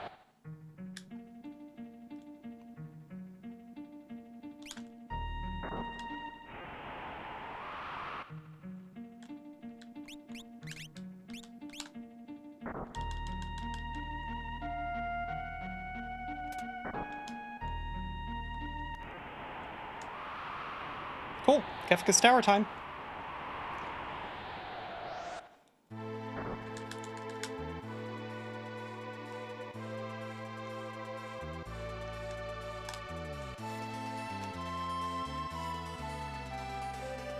Yeah, Edgar's on a switch. We all saw it.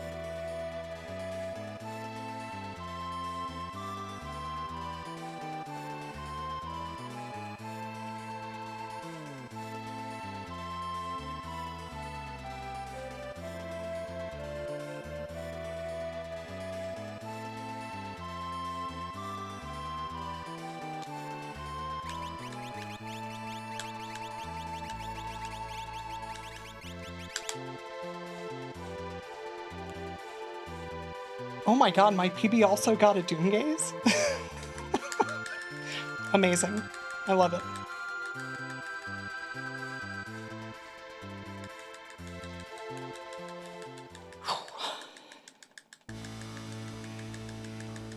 Now I just have to not screw up. This is pure skill.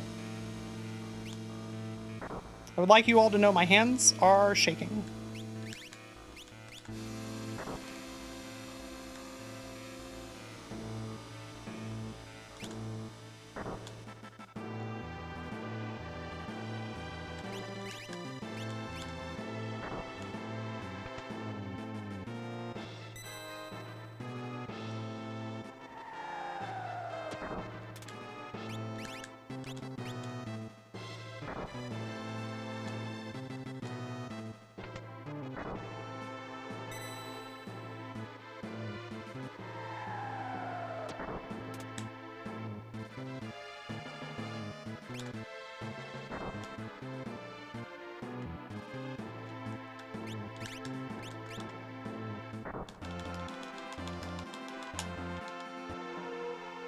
Hey everybody, I need you to know I'm a little bit attached to the run at this point.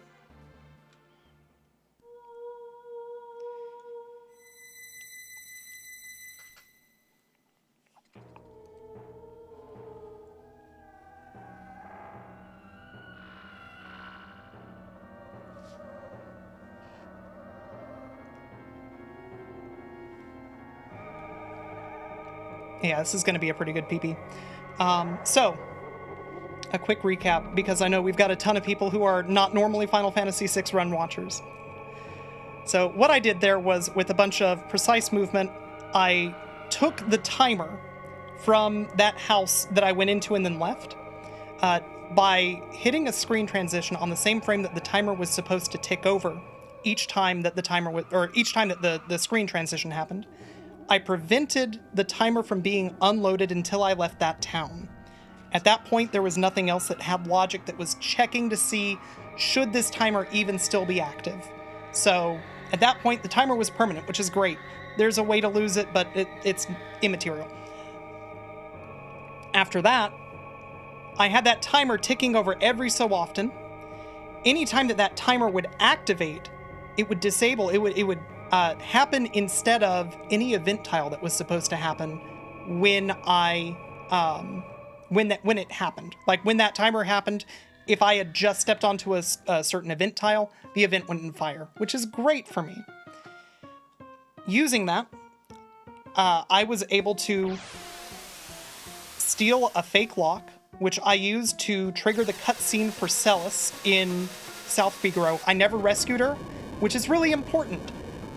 If Celis is not quote-unquote real, if she's not actually in your party for real, she's removed from your party after the Magitech factory. If she's not actually in your party, then you end up with a soft lock when you beat the game, which is unfortunate.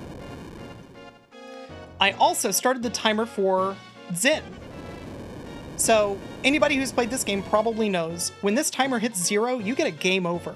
But importantly, before you get a game over, you also get a cutscene. The way that Kefka's fight is programmed, if you leave this fight for any reason other than a standard game over where it says annihilated and it's very sad, the game assumes that you won the fight and it triggers credits. So this timer is now at 0. We're in a cutscene, so it can't be interrupted. But the moment that we get to a battle screen, it's going to try and pop that right now. We're going to see Sabin.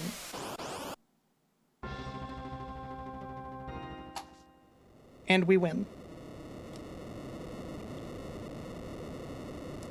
Yeah, hey, happy birthday. To celebrate your birthday, I decided to get a 4-minute and 23-second PB. I hope that that's enough. It's not a lot, right? Hey everybody, thank you for the GGs. I am very happy with this run. I guess I have to learn the thing and pro bass fishing now, huh?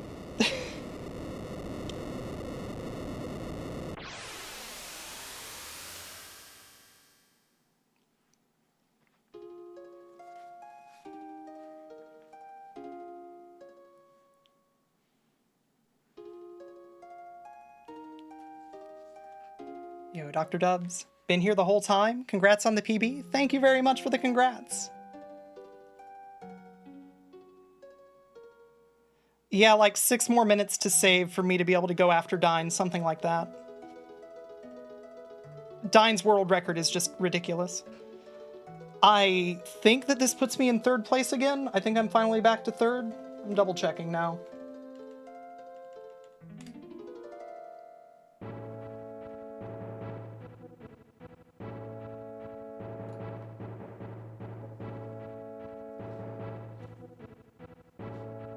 Yeah, this puts me in 3rd again. I've got a ways to go. 3 more minutes before I can try and take on B-Dude. B-Dude is a 3:45. Dine is a 3:39. So yeah, 9 more minutes until I can try and take on Dine. I don't think I'm ever gonna come anywhere close to Dine, but my sum of best, ignoring even my super fake lock gold. If everything went right forever, maybe I could take 2nd place. But, I mean, 3rd place, I'm going to be real happy with that. Yeah, sub 350, super excited about that.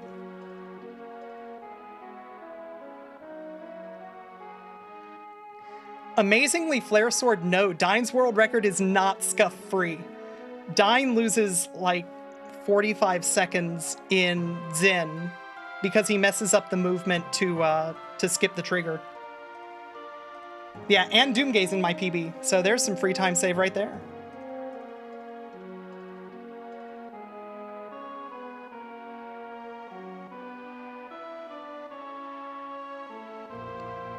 But I'm not going to talk about how I'm going to beat people that I respect. Like, their runs are freaking amazing, and I feel just super, super good that I finally managed to put a run together. There have been so many ways that I have been on never this good a pace, but, you know, similar paces, 3 minutes ahead, and Gal just decides not to show up or something like that. So this feels great. I'm super happy about this.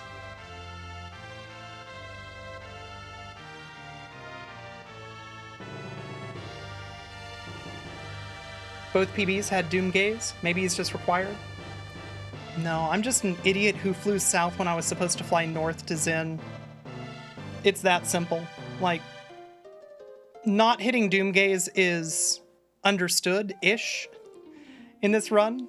So, like, it shouldn't have happened. I shouldn't have had a Doom Gaze. For a moment, I thought I'm going straight from the Velt directly to South Figaro. And I thought, well, the shortest direction, the shortest flight path to South Figaro is south, obviously. The Doom Gaze actually gave me a chance to remember what I'm supposed to do. I would have lost so much more time without that Doom Gaze, because I was being a doofus.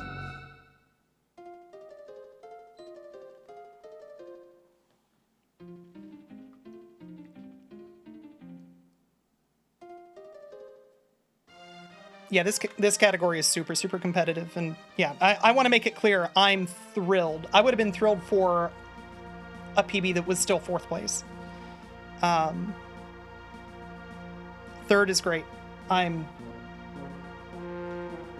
over the moon with a 3rd place run.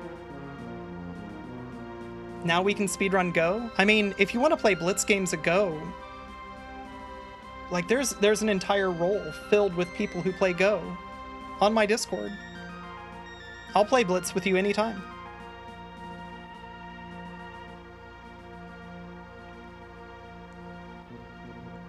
Yeah, okay, welcome back from hiking. Thank you very much. Yeah, let's pay out some people while credits run, because we're gonna let credits run. 36% of people said that I was gonna win. You have more faith than I do. I would have bet that I was going to die to the IAF. Hands down.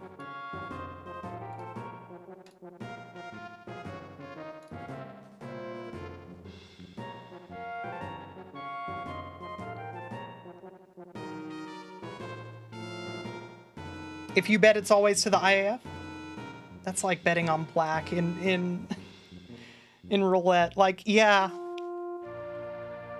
it's a pretty safe bet.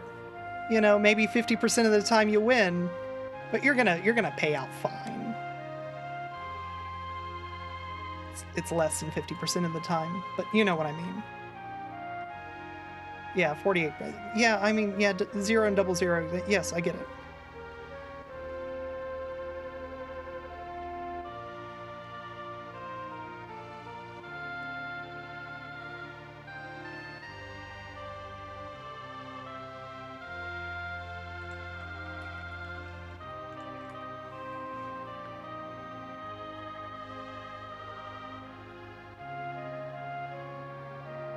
I mean, to be fair, my first run, the IAF put me through the ringer.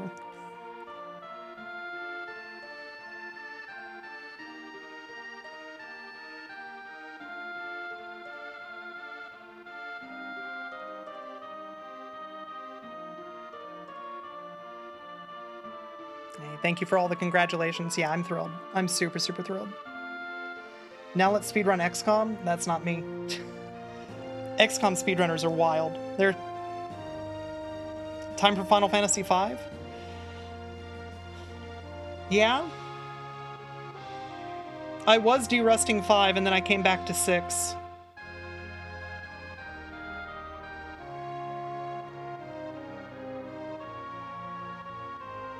Alright, here's my thought. Tell me if this sounds completely absurd. I also derust 5. Not as thoroughly as I derust 6, you know, maybe over the next week or so. And then I do some 5-6 back-to-back runs.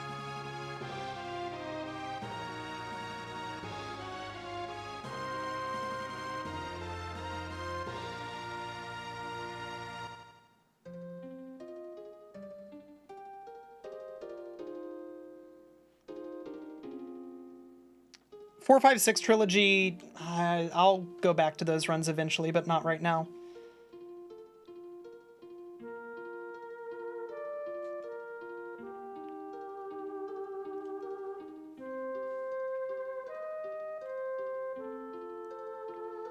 Oh yeah, no, I'm learning pro bass fishing. I'm learning the thing. Man, if you want to be bored tomorrow, I'm probably gonna stream it. Monday, I'm definitely gonna stream it. I'm gonna have to learn just the real sicko tricks, the things that you see somebody do them and you think, wow, you definitely spent a lot of time learning that. Congratulations on saving 8 seconds.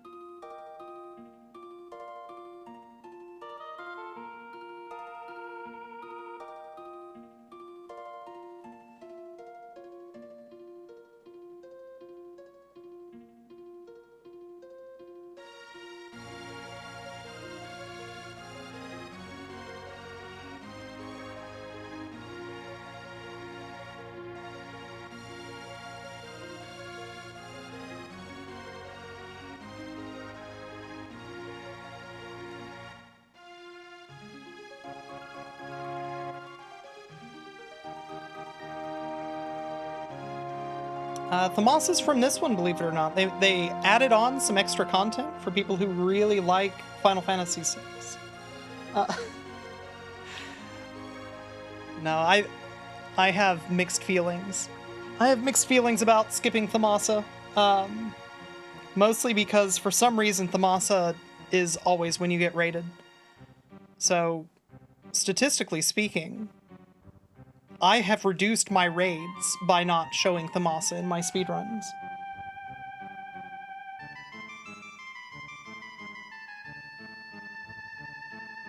Hey, thank you for the GG, thank you for the congrats.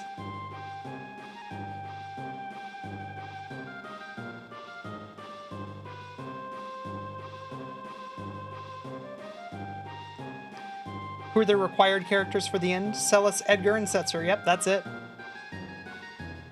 Like, good luck. But yeah, those are the 3 that you're guaranteed to have. They make sure that you are absolutely set up with a party that could legally enter Kefka's Tower by the time that you get the airship. That's the whole point of the narrative up to getting the airship.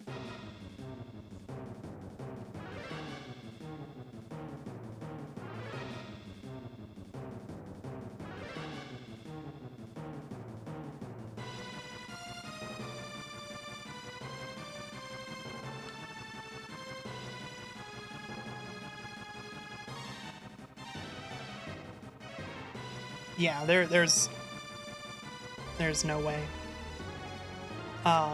Anybody who has completed a Celis, Edgar, Setzer speedrun is something else. They're stern stuff you're made of. What time is it for me right now? 3:13 a.m.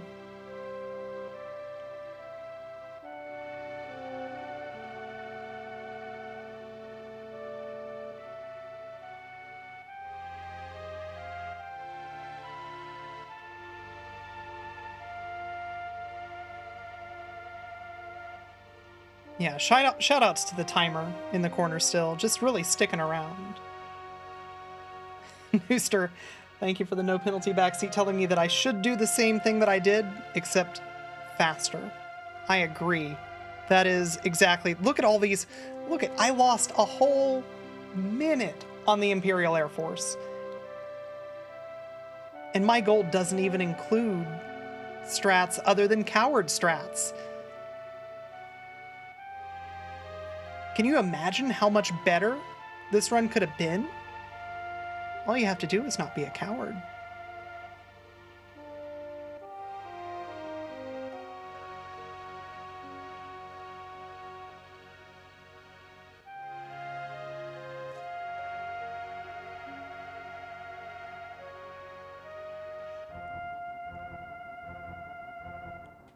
Yeah, like I said, Probass and the Thing, I'll be learning them probably tomorrow, definitely Monday.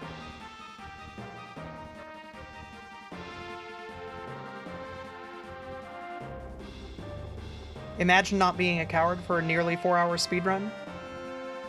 Yeah. I should imagine that, you're right.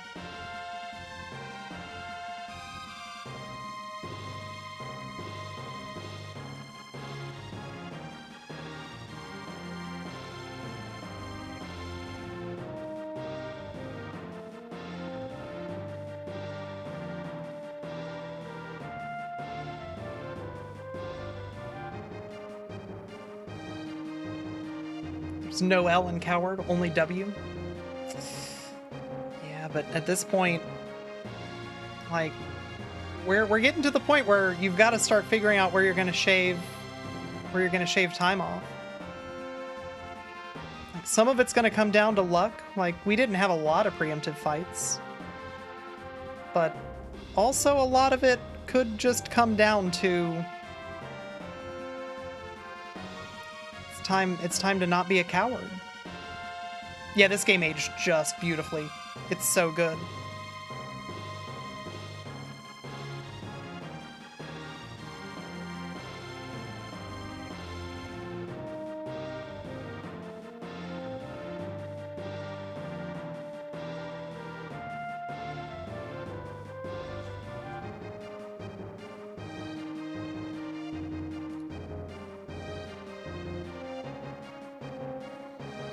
Oh yeah, good point.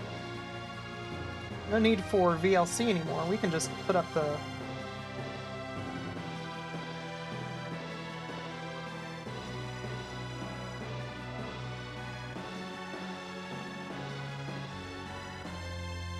door spray.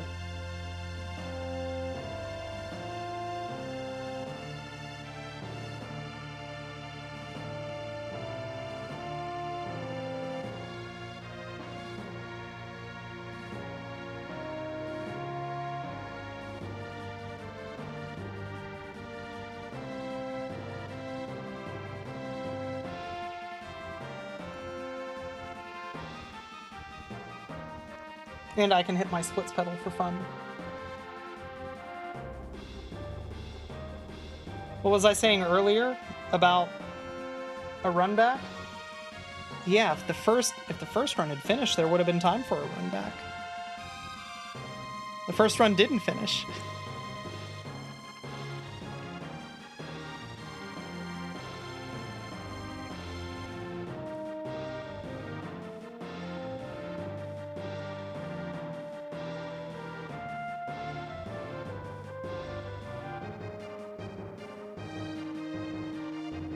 I wish I had a run back in me. I want to have a run back in me right now, but no, it's not there. I would not be able to push myself quite that hard. It's already been an almost 8-hour stream.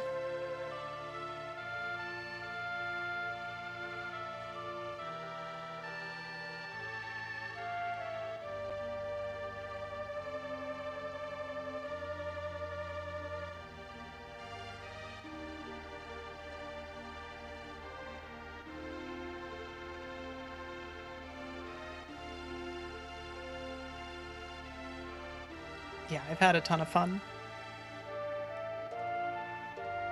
This went so well.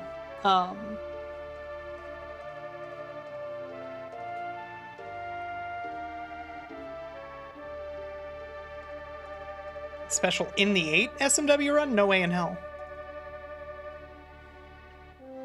After credits, I'll give you in the 6.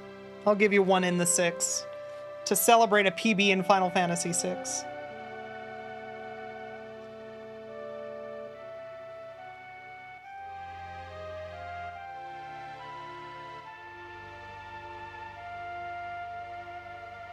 What's another 4 hours? Yeah, Mock Minotaur makes a good point. The more hours I put into the stream as a percentage, the less a single one of these runs is.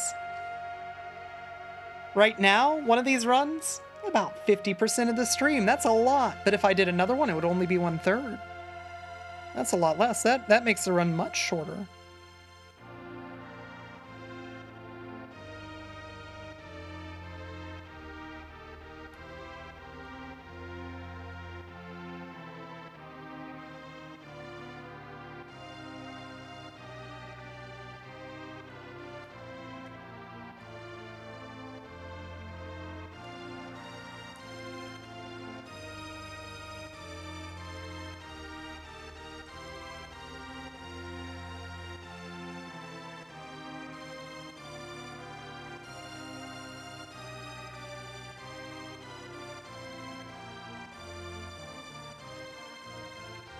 Yeah, hey, I'm gonna be honest.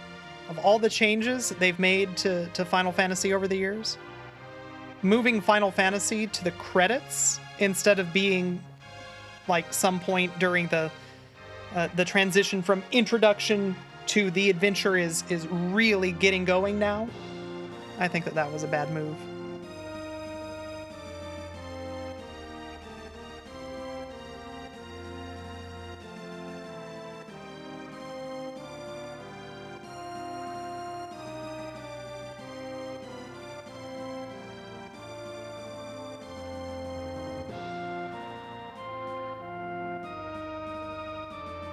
I also have to be very careful about the amount of SMW that I'm playing, because apparently I'm going to be on Skybills' show, Mercy Kill, wherein I'm going to make a complete fool of myself forgetting most of how to do a Final Fantasy VI SMW speedrun. Yeah, the timer's still there. The timer is a character. We saved the timer. The timer will be our constant companion for the rest of the game.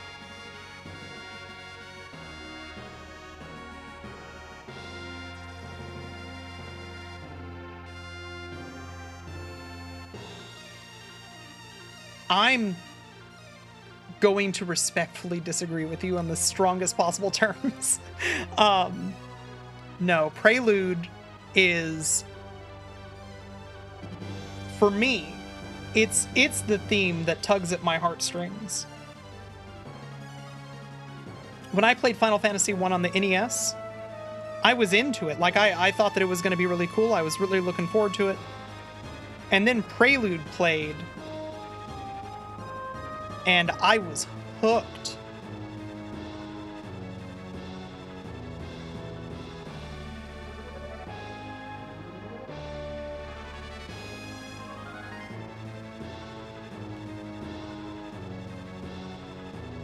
And then Final Fantasy IV, yeah, did the exact same thing. Hooked. Absolutely hooked.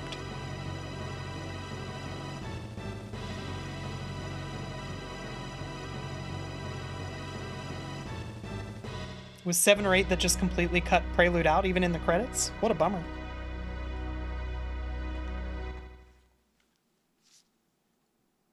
Yeah, it's a very zoomy airship. It goes very fast.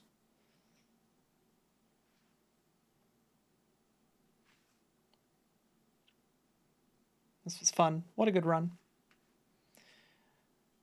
Hopefully I don't have this as my PB for very long. Certainly, hopefully not for as long as my last one has stood. I gotta keep pushing that time down.